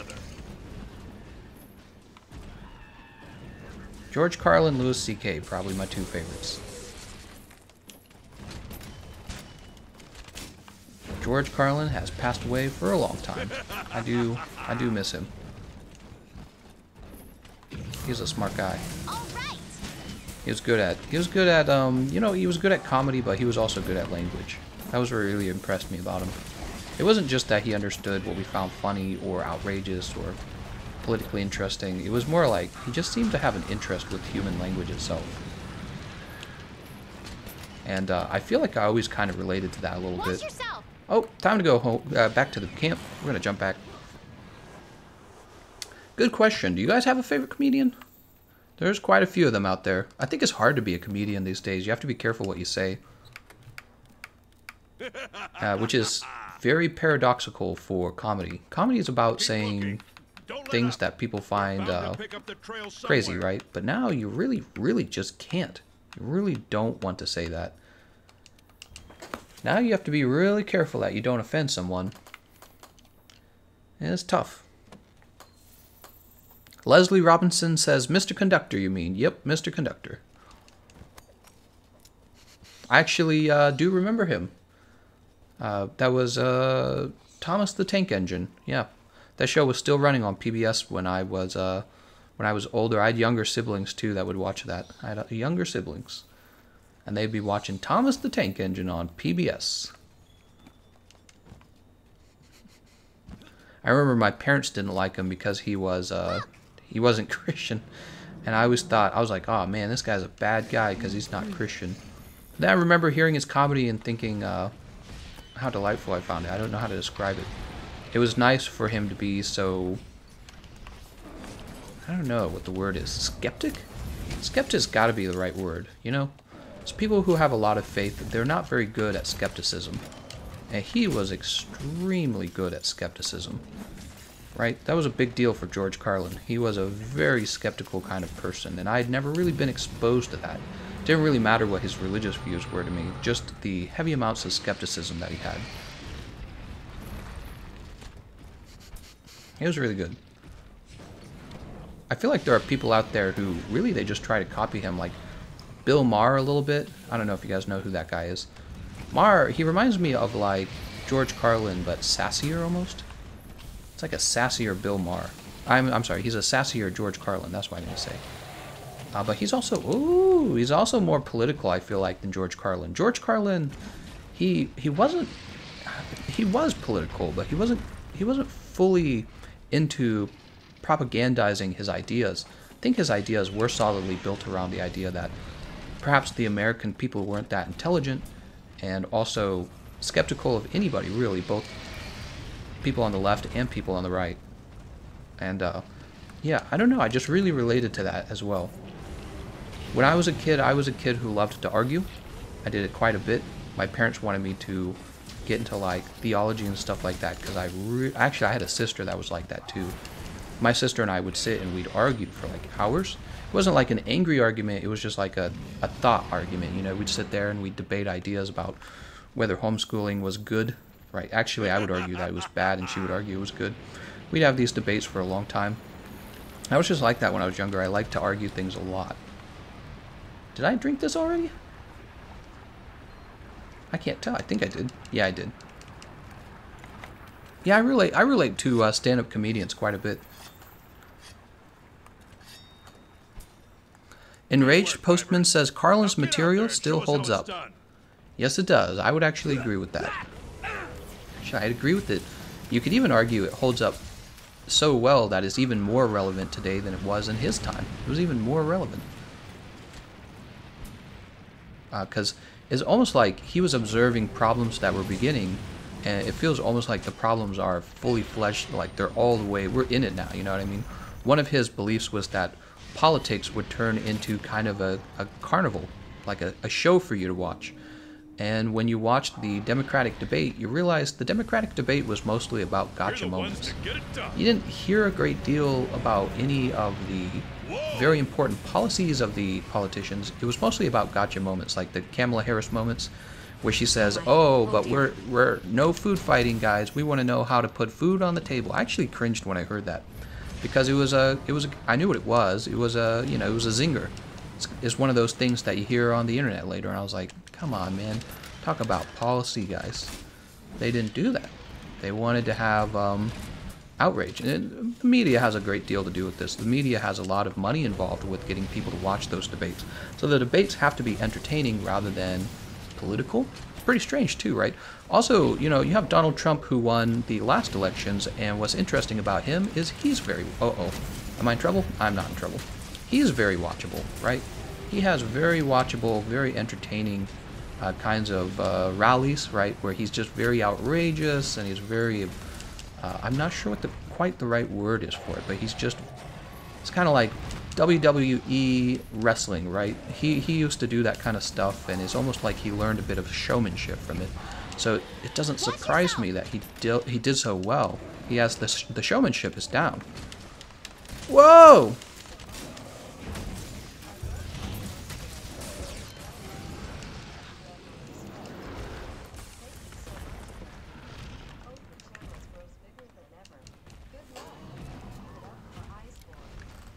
Dang, thank you very much, David. David Larson? Huh, maybe I can change it so that it shows the whole name. Man, thank you so much for the donation. Whew. Jesus, man. Now we're going to blow up the big fireworks on the 4th of July. Because we had a small fireworks fund going. That is quite a bit of snacks and some leftovers. Very generous. Thank you, man. Whew. We should have like a top donator thing instead of the snack fund, I wonder. Well, you'd kill it if you did. Man. Really blowing my mind. Weeblord goes, bruh. Bottom Text says, I can't hear the voice. Volume of the donation was really quiet. Alright. I can actually change that. So what I'll do, I've brought it up several decibels. Hopefully next time it's more, you guys can hear it a bit better. I wonder if I can actually read it back, actually. Does it show it? See if I can see it from my Streamlabs. Thank you, David. So David says, David Larson, thank you so much for everything. I love how close you are with your subscribers. You have my respect. Thank you so much again. Hope your channel grows bigger than ever. Good luck and keep it up for support. No, thank you, David, for the generous support. Of course, as you guys know, a lot of my streams keep getting demonetized because we talk about stuff that probably some algorithms picking up is going, ooh, he said the, F word or whatever. Demonetize that because corporations, perhaps they're not comfortable with having their ads played on a video that talks about a touchy or controversial subject. So, but I do these because I do enjoy talking a lot. I've always known that about myself, and I enjoy talking with you guys especially. This is kind of a conversation going on, you know what I mean? It's conversation. Corn goes, Jesus, David. The real reward How's the hunting? was conversing with you guys, not Kulve Taroth. Oh, but speaking of which, we got 8 rewards. Let's see if we got anything. He's slapping with the sauce. Dang, man. What do we get? What do we get? Oh, sell all. Not a 1. That is 16 reward cycles. No rewards. Weeblord says $100 worth of Slim Jim. You know, it's not too inaccurate. Groceries these days are so expensive. I'm not going to go out and buy $100 worth of Slim Jim, but $100 for me is about, I don't know, maybe, I want to say about 4 days of groceries. Food's expensive these days. It really is. David Larson. Leslie Robinson says, later all, take care. See you later, Leslie. Sapphire Stars Guidance says, could you see if someone is not in a quest? I really want to join for once. I only completed Kulve Taroth once, and I never played with the Gameconomist. Let's see. We're going to jump over to player list. They're all in. I imagine these guys are still fighting Kulve. That's my suspicion. Sapphire Stars Guidance, maybe what you can do is you can contact me on Discord, and next time I can send you an early session ID.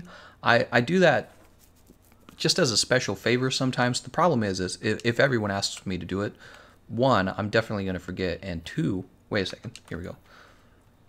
Yeah, there they are right there. So everyone's playing. Everyone's playing. It wouldn't, unfortunately, Sapphire Stars Guidance, it just wouldn't be fair for me to make an exception like that for you and boot someone else out, because here we go. Alan left the session. Sapphire Stars Guidance, if you join right now, you might be able to get in. So I would go right now if I were you. I'm going to update that snack fund, man. That's some Svetlana money. Svetlana. Gotta say the name right. Whew.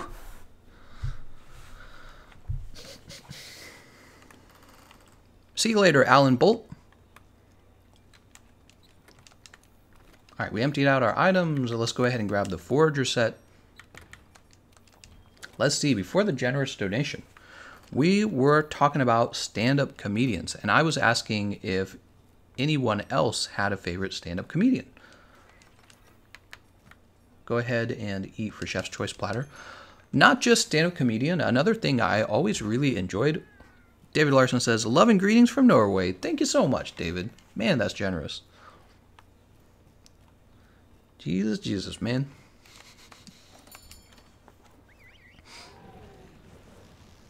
Cornboy says, I'd kiss you if I had 9,000-mile-long lips.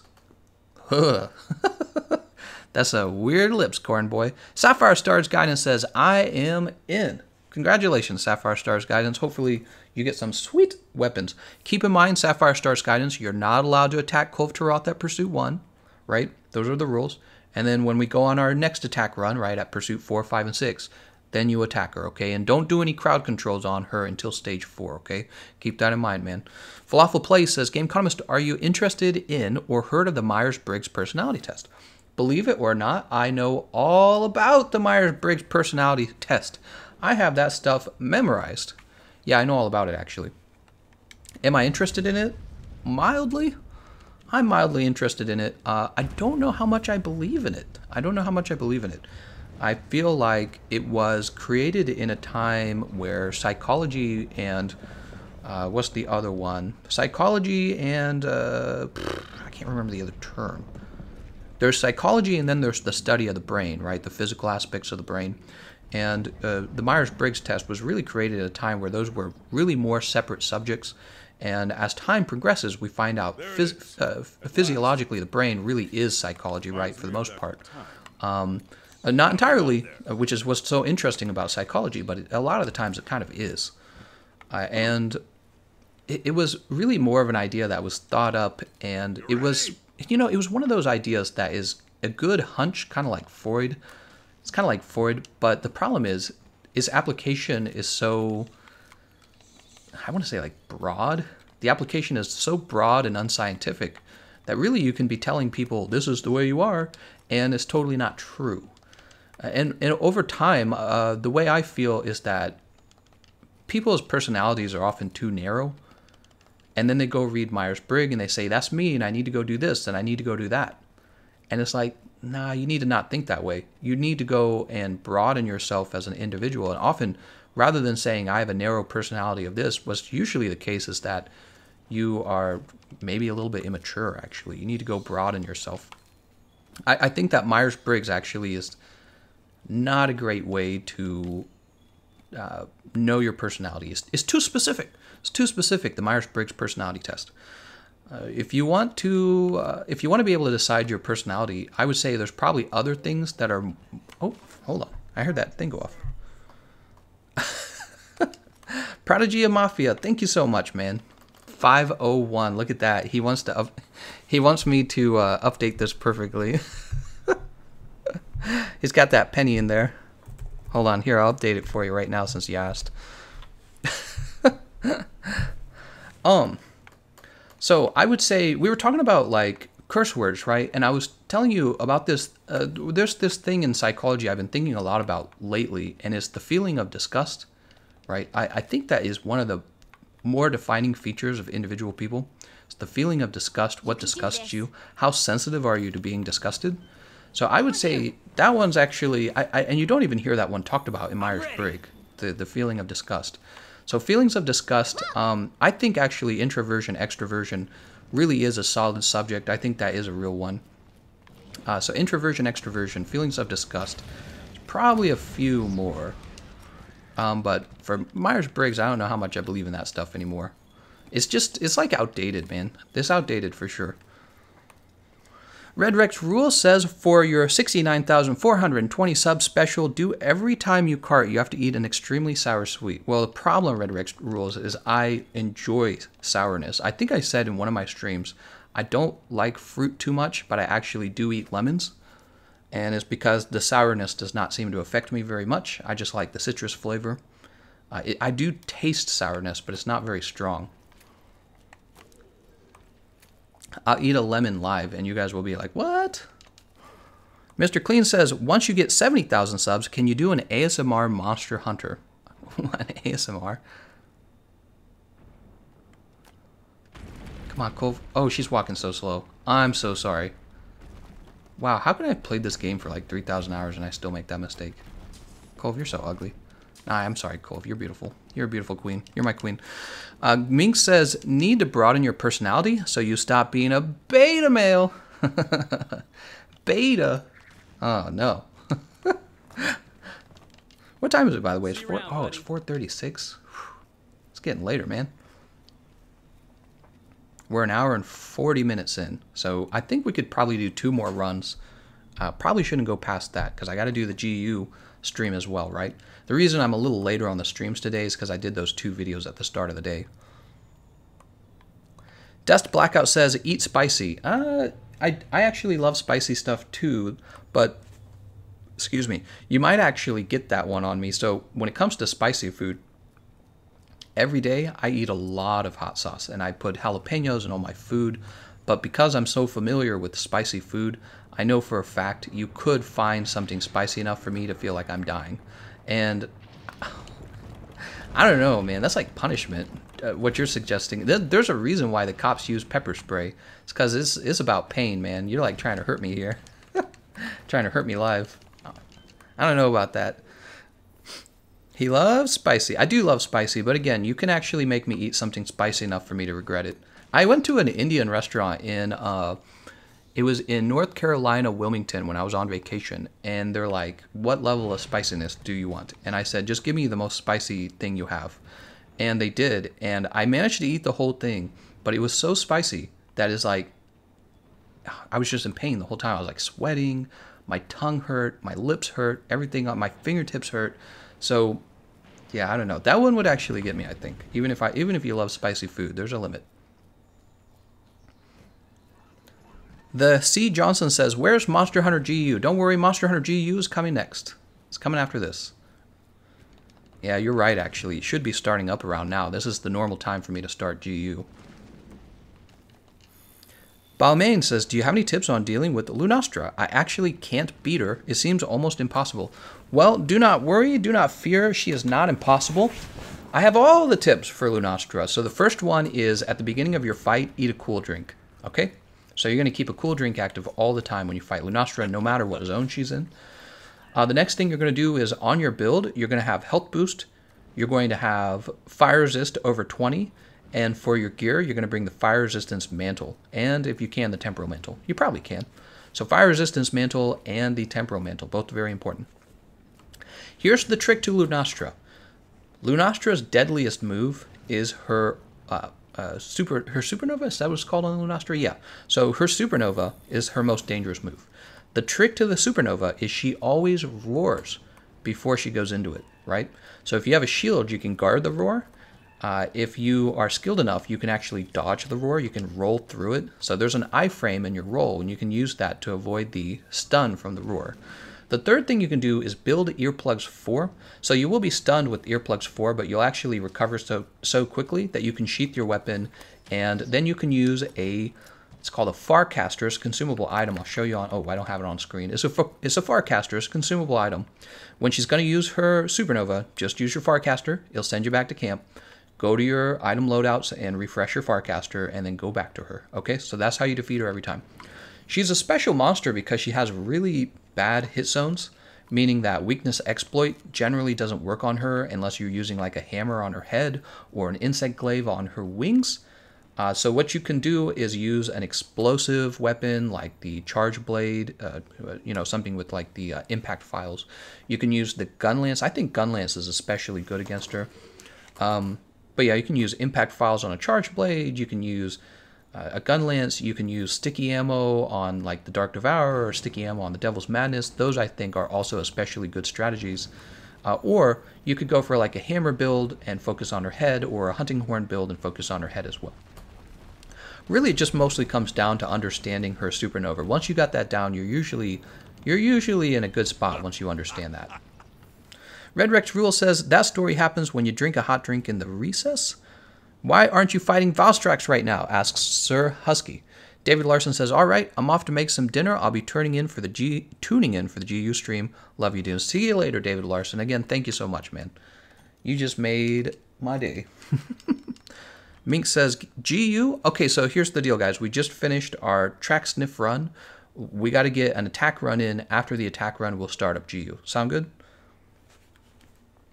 Actually, what we can do we can actually set it up ahead of time and just move directly into it. All right, we're not going to have rewards. Hold on. Let's go over here.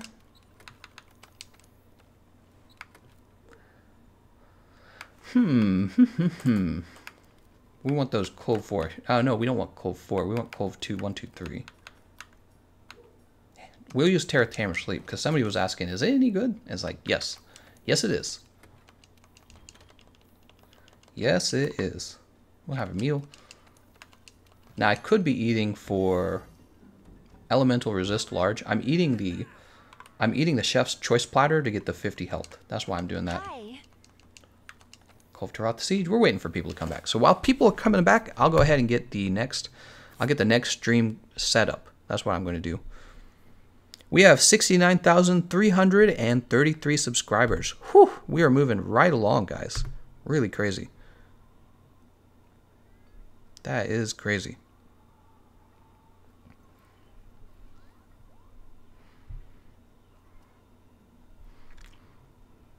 All right, we'll just do copy and create for that. Yeah, I'll get the next one queued up, and I think we'll move right into it. Maybe I'll do a little stretch, a really fast one, but we do want to move right into it, I think.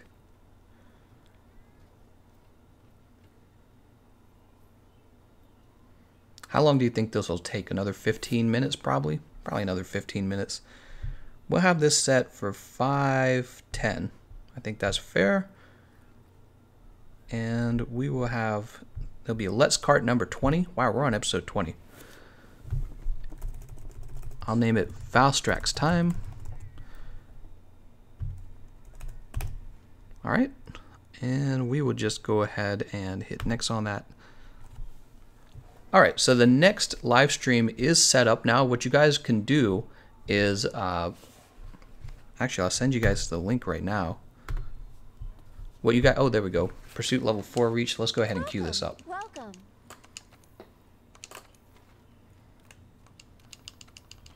All right, and what I will do is I will leave you a link to the next stream in the chat room. I'll leave it a few times. You can queue it up, but it's not going to start till 5:10. Okay.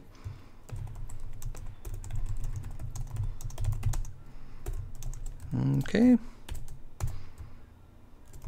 There we go.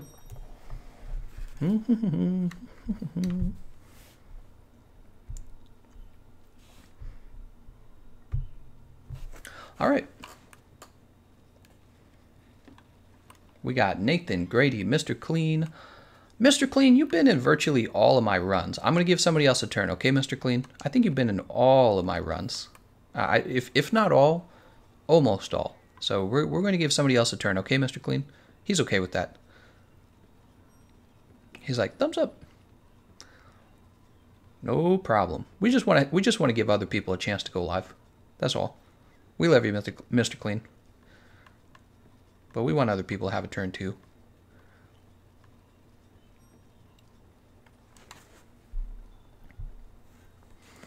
Stan Moreno says, wow, just came in for mowing and see the snack fun. You deserve it, man. That is all thanks to David Larson. He has been a fan of the channel since I started streaming, and he is a very generous man.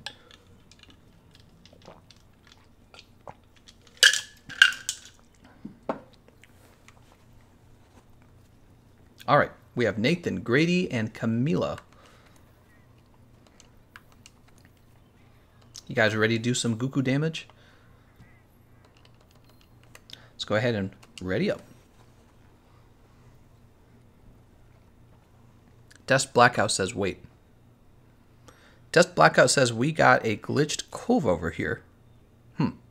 That's weird. I think we're going to go ahead and get started anyways, unfortunately, Dark Blackout. And that's because I need to wrap this up quickly and move on to my next stream. So I'm just going to get started. Hey, you got no problem, Mr. Clean. You didn't do anything wrong. It's just that normally what we do, Mr. Clean, we let other people have a turn too, okay? So everyone kind of gets a turn to be live. It's fun, you know. You get to be on the TV screen. Get to see yourself playing later. It's fun.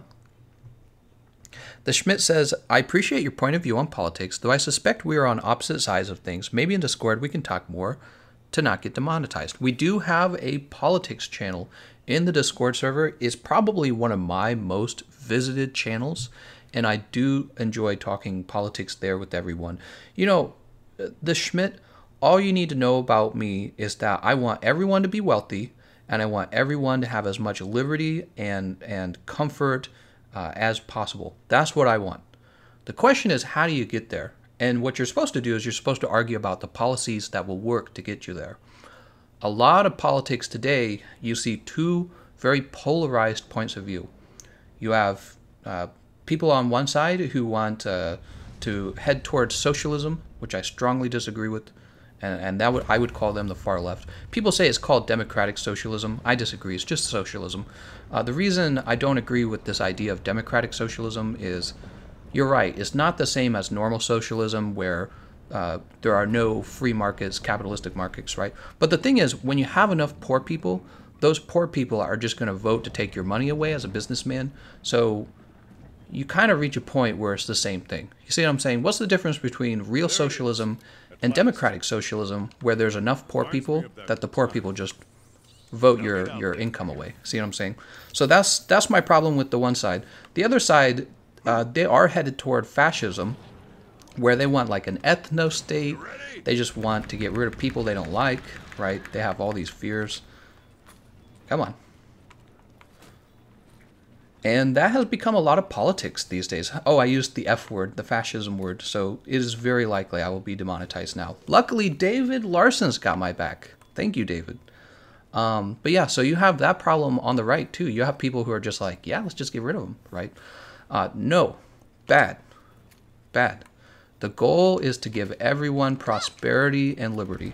That is the only moral thing to do, in my opinion. And again, the question is policy. How do you accomplish that? It's very hard to accomplish, actually. It's very tricky. Very tricky. What do you do with a whole bunch of homeless people? Do you just push them away? So California right now has a homeless person crisis. It's really bad. What do you do about it? Can you just tell those people to get jobs? Buddy. Why don't you guys just get jobs? Right? That'd be nice. Then we wouldn't have any problems. But what do? Do you just throw them in jail? What, do you buy them all homes? You know? And what happens if you have too many homeless people? Can you afford to buy them all homes? So it's really about policy. And it is always a tricky subject. But my intentions are probably the same as your intentions. Freedom, liberty, and prosperity. That's what everyone wants. There's only a few crazy people out here that don't want that. Only a few crazy people. Alright, Cole, what do you want here? Oh. Oh, did you see the pod go under her armpit to hit that boulder? That was amazing. Someone says, Kami detected. I don't think so. Jostin says, how are the cold polls been? Hope you've been getting some gems. If you're referring to the rainbow rewards, I am on reward cycle 17 with no new rewards. That's because this game is stingy. Stingy as heck. Oh, come on, man. Let me grab the beetle. Let me grab the beetle. There it goes. There it goes. It's like, nah, you don't get to grab the beetle. We'll let someone else grab the beetle. James Deneen's like, you solved world hunger? Yeah, wouldn't that be nice? We live in a world of limited resources. That's the problem. Limited resources means we're going to fight over the resources. Some people are going to have them and some people aren't. And it is difficult. It is difficult. Oh.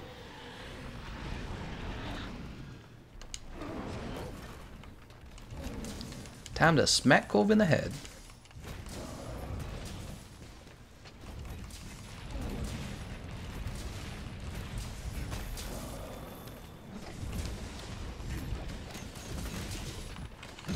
Oh, there we go.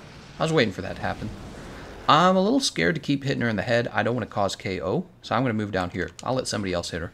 I deal KO damage, so I'll accidentally KO her. Frederick says, imagine if Kulve was real in life, no problem of money. Actually, that's not true, Frederick. So one of the reasons why I call myself the Gameconomist is because I was always interested in economics and in finances. If Kulve was real, we would no longer use gold as a backing for our monetary system. Yeah, because gold can't be eaten. You can't build homes with gold. So gold, the reason we use it for money is because there's a limited quantity of it in the world and it's hard to extract. It's always kind of been hard to extract. So gold backs money. But if Kulve was introduced to the real world, we would no longer use gold. We would use some other rare mineral. Yeah, and gold would become, I don't know, maybe less meaningful, maybe less important. The other thing that would occur is, let's say she arrived all of a sudden, people didn't know about her, you would experience something called inflation. That's what would happen. All of a sudden, there would be way more gold in the world, and what that means is everyone's gold is worth less value because there's more of it. The Romans experienced inflation a long time ago. The Romans didn't understand inflation right away. They had to learn about inflation. So one of the things the Romans did, they're like, we could just have more money if we take our gold coins and we make them smaller and more, there are more quantity of them. And the Romans, they experienced inflation for the first time and it was like a shock for them. They didn't expect it. They're like, oh, now people expect more gold per purchase, right?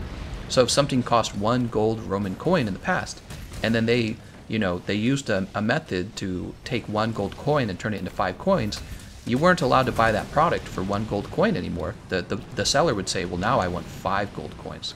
because there is more money in circulation, and that means none of that money is as valuable anymore. So that's a very scary. Inflation is very, very scary, and people don't talk about it. Inflation's a big deal. Komar says, I bet releasing Kulve body pillars would raise the drop RNG of her weapons. Sugar Mama Kulve likes to be worshipped. What do you guys think? Kulve Taroth body pillows? I should have done it like 3 months ago. James Deneen says, nationalism is a world that tries to divide people for being proud of who they are. Wait a second, what? He says, it is a word that tries to divide people for being proud of who they are. Is that a good thing or a bad thing? Here's a problem. So I think that the same emotions that drive nationalism, I think they also drive love for your family. That's hard to imagine, I think, for people. But here's a question for you. What's the difference between your kid and my kid? They're both young children, innocent, you know, they've done nothing wrong. They're the same human, basically. In religious terms, our children are equal. Your children has intrinsic value, my child has intrinsic value. Now let's say I had to die to save only one of the children. I have to die to save one of them. I can't save both of them, I can only save one of those kids. Whose kid should I die for? Well, if you're being logical, it could be either one. It should not matter, right? It shouldn't matter which of those kids I die for. But I can tell you which one I'm going to die for. I'm going to die for mine. That's how it works. That's how nature works. You don't die for another guy's kid, you die for your kid. And then your genes get passed on. So there's an actual, you see what I'm saying? There's an actual biological basis for nationalism. Nationalism's just a larger form of family. Which country are you going to die for? And some people will say, well, I'm not going to die for any countries. Well, your country's going to disappear. Because there's going to be some men out there who will die for their country. And then those men will overtake your country. And that's literally the history of the human race. In a nutshell. Right there. Very simple. So those feelings of protecting the child that's yours is the same feeling that is giving you nationalism. You're saying, well, in an objective sense, there's the same country, but this is mine and that's yours, and I die for my stuff and not for your stuff. So that's all it is. That's all it is. You could argue from logic. I love logic, right? You could argue from logic that nationalism should go away. I would also say that if you try to get rid of nationalism and you decide, hey, I don't believe in nations, what'll happen is you're going to get overran by somebody who still does believe in nations. That's what's going to happen. You're going to get overran by somebody who still believes it. You're telling people to give up a very natural part of their brain, you know? They don't ask to be national, you know, they don't, people don't ask to be, you know, to choose their child over your child. We don't ask to be that way. We just are. You're born that way. And if you're not born that way, you know, your kid's in trouble. If I was a kid, I would want a dad who chooses me, right? And I would honor that dad rather than the other guy's dad who's like, I'm not going to choose my own kid. This is just the way it is, just how nature works. The problem with nationalism is when it gets, you know, you run away with it. That's the problem. You get people who are imperialistic and they want to go to crazy, crazy war and dominate the world, and then you have all kinds of problems. So you just got to keep an eye out for that. But at the same time, you can't say, hey, you're not allowed to love your home. You're not allowed to love your home or your family, you know, above other families. You're not allowed to love your country above other countries. You tell people that, you're making a mistake, in my opinion. You're making a mistake, because people will, whether you tell them not to. James Deneen says, Gameconomist, no, there's nothing wrong with nationalism, but the fact that it's been used to almost label people as racist for being proud of who they are is, or, oh, I see what you're saying, James Deneen.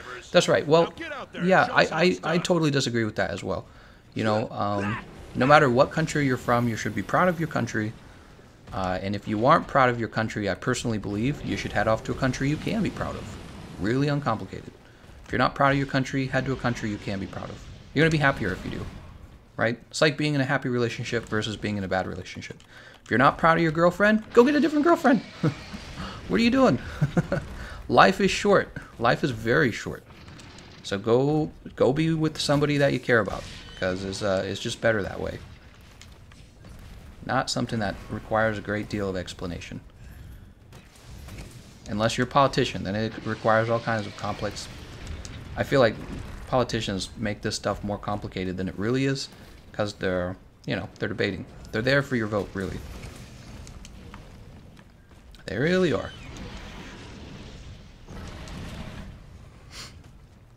Iran says, "Okay, Dr. Phil." You hating on Dr. Phil? You better not be hating on Dr. Phil, man. Dr. Phil's the man. He's awesome. If you have never watched Dr. Phil, you gotta go watch some Dr. Phil. Dr. Phil, please. I think he's meaning that as an insult. The Sapphire Stars guidance says, "I disconnected and now I am never going to join Gameconomist ever again for Kulve." Ah, I'm sorry to hear that, man. I am sorry to hear that. You should try again next time. It's just, you know, I don't know what caused the disconnection. It's just Capcom, honestly. Capcom's, I don't know, maybe it's probably a person-to-person connection. That's probably the issue. Hedgehog says, "My dog fell asleep to that speech." That is an interesting speech to be had.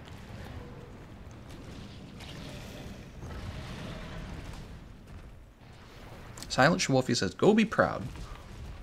There is nothing wrong with being proud of your heritage or your people. Honestly, there isn't. You know, one of the things I really care about personally, something I always understood even when I was younger, is that I'm not really responsible for any of the nice things I have in life. There's a lot of nice things I have in life, like a police system, a government system, a military, universities. There are jobs out there. I'm not responsible for the existence of those jobs. So one of the things I understood right away as a young man is I really owe it to my ancestors and to, you know, the older people who created all of this. I really owe them for this, and there's nothing wrong for respecting them for having made such an awesome system. And if you're living in a place or a country where things are not so awesome, you have to go be that person, right? Who the kids talk about later. You have to go be that person. So that's kind of how it is, right? And us young people have to keep it going too. That's the other thing. So if you're living in a country right now where things are awesome, you got to keep it going. It's not an accident, you know. It's not an accident that your country is so nice. You have to keep it going. And that sometimes means altruism. It sometimes means doing something that's not easy for you, but it's good for your community, right? That's what that means.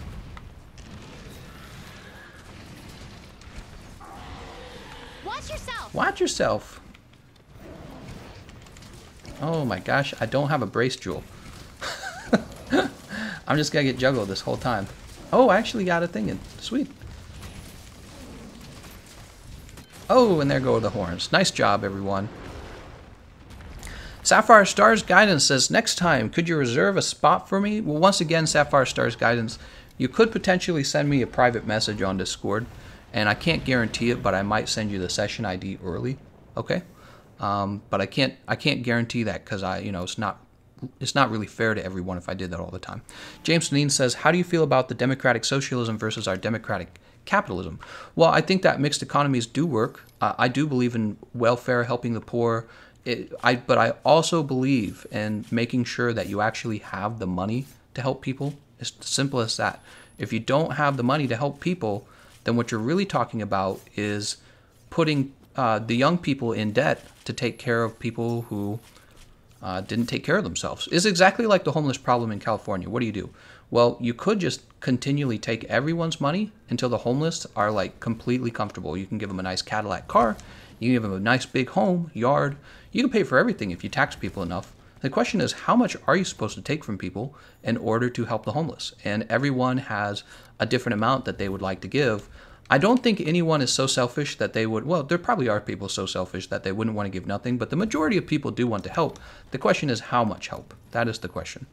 And so you all kind of have to agree on how much you want to help the poor. The problem in politics often comes down to a disagreement with how much is being given. All right, we are ready for GU. We're going to take a look at the rewards, and then we're going to jump straight over to that stream. What does that sound like? David Larson says, could you please start the GU stream as soon as possible after this one? Need some good content to watch for my dinner. You do as you please, of course. Oh, right. Well, that's exactly what we're doing, David. Here, let me post it in the chat session right there. So the next stream, I put the link in the chat session. That's going to be the stream for the GU. It's already queued up. All right. So we're going to wrap up the weapons here, and then we will take a look. We will start up the GU stream right after this.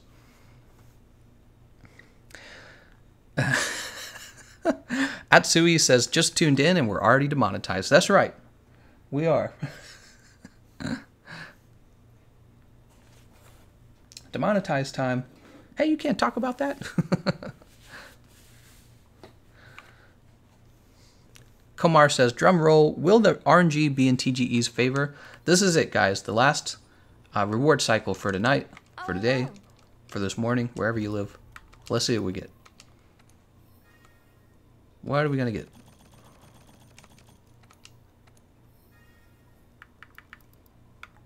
Of course I don't need those as Xbox. I keep forgetting I'm on Xbox. I don't need anything. All right, we didn't get anything. Whew. Exactly what I was looking for. All right, let's go ahead and give everyone the wave. Oh, here it is. All right. I want to thank you all for watching, and I'll see you guys next time. We're jumping over to the GU stream, everyone.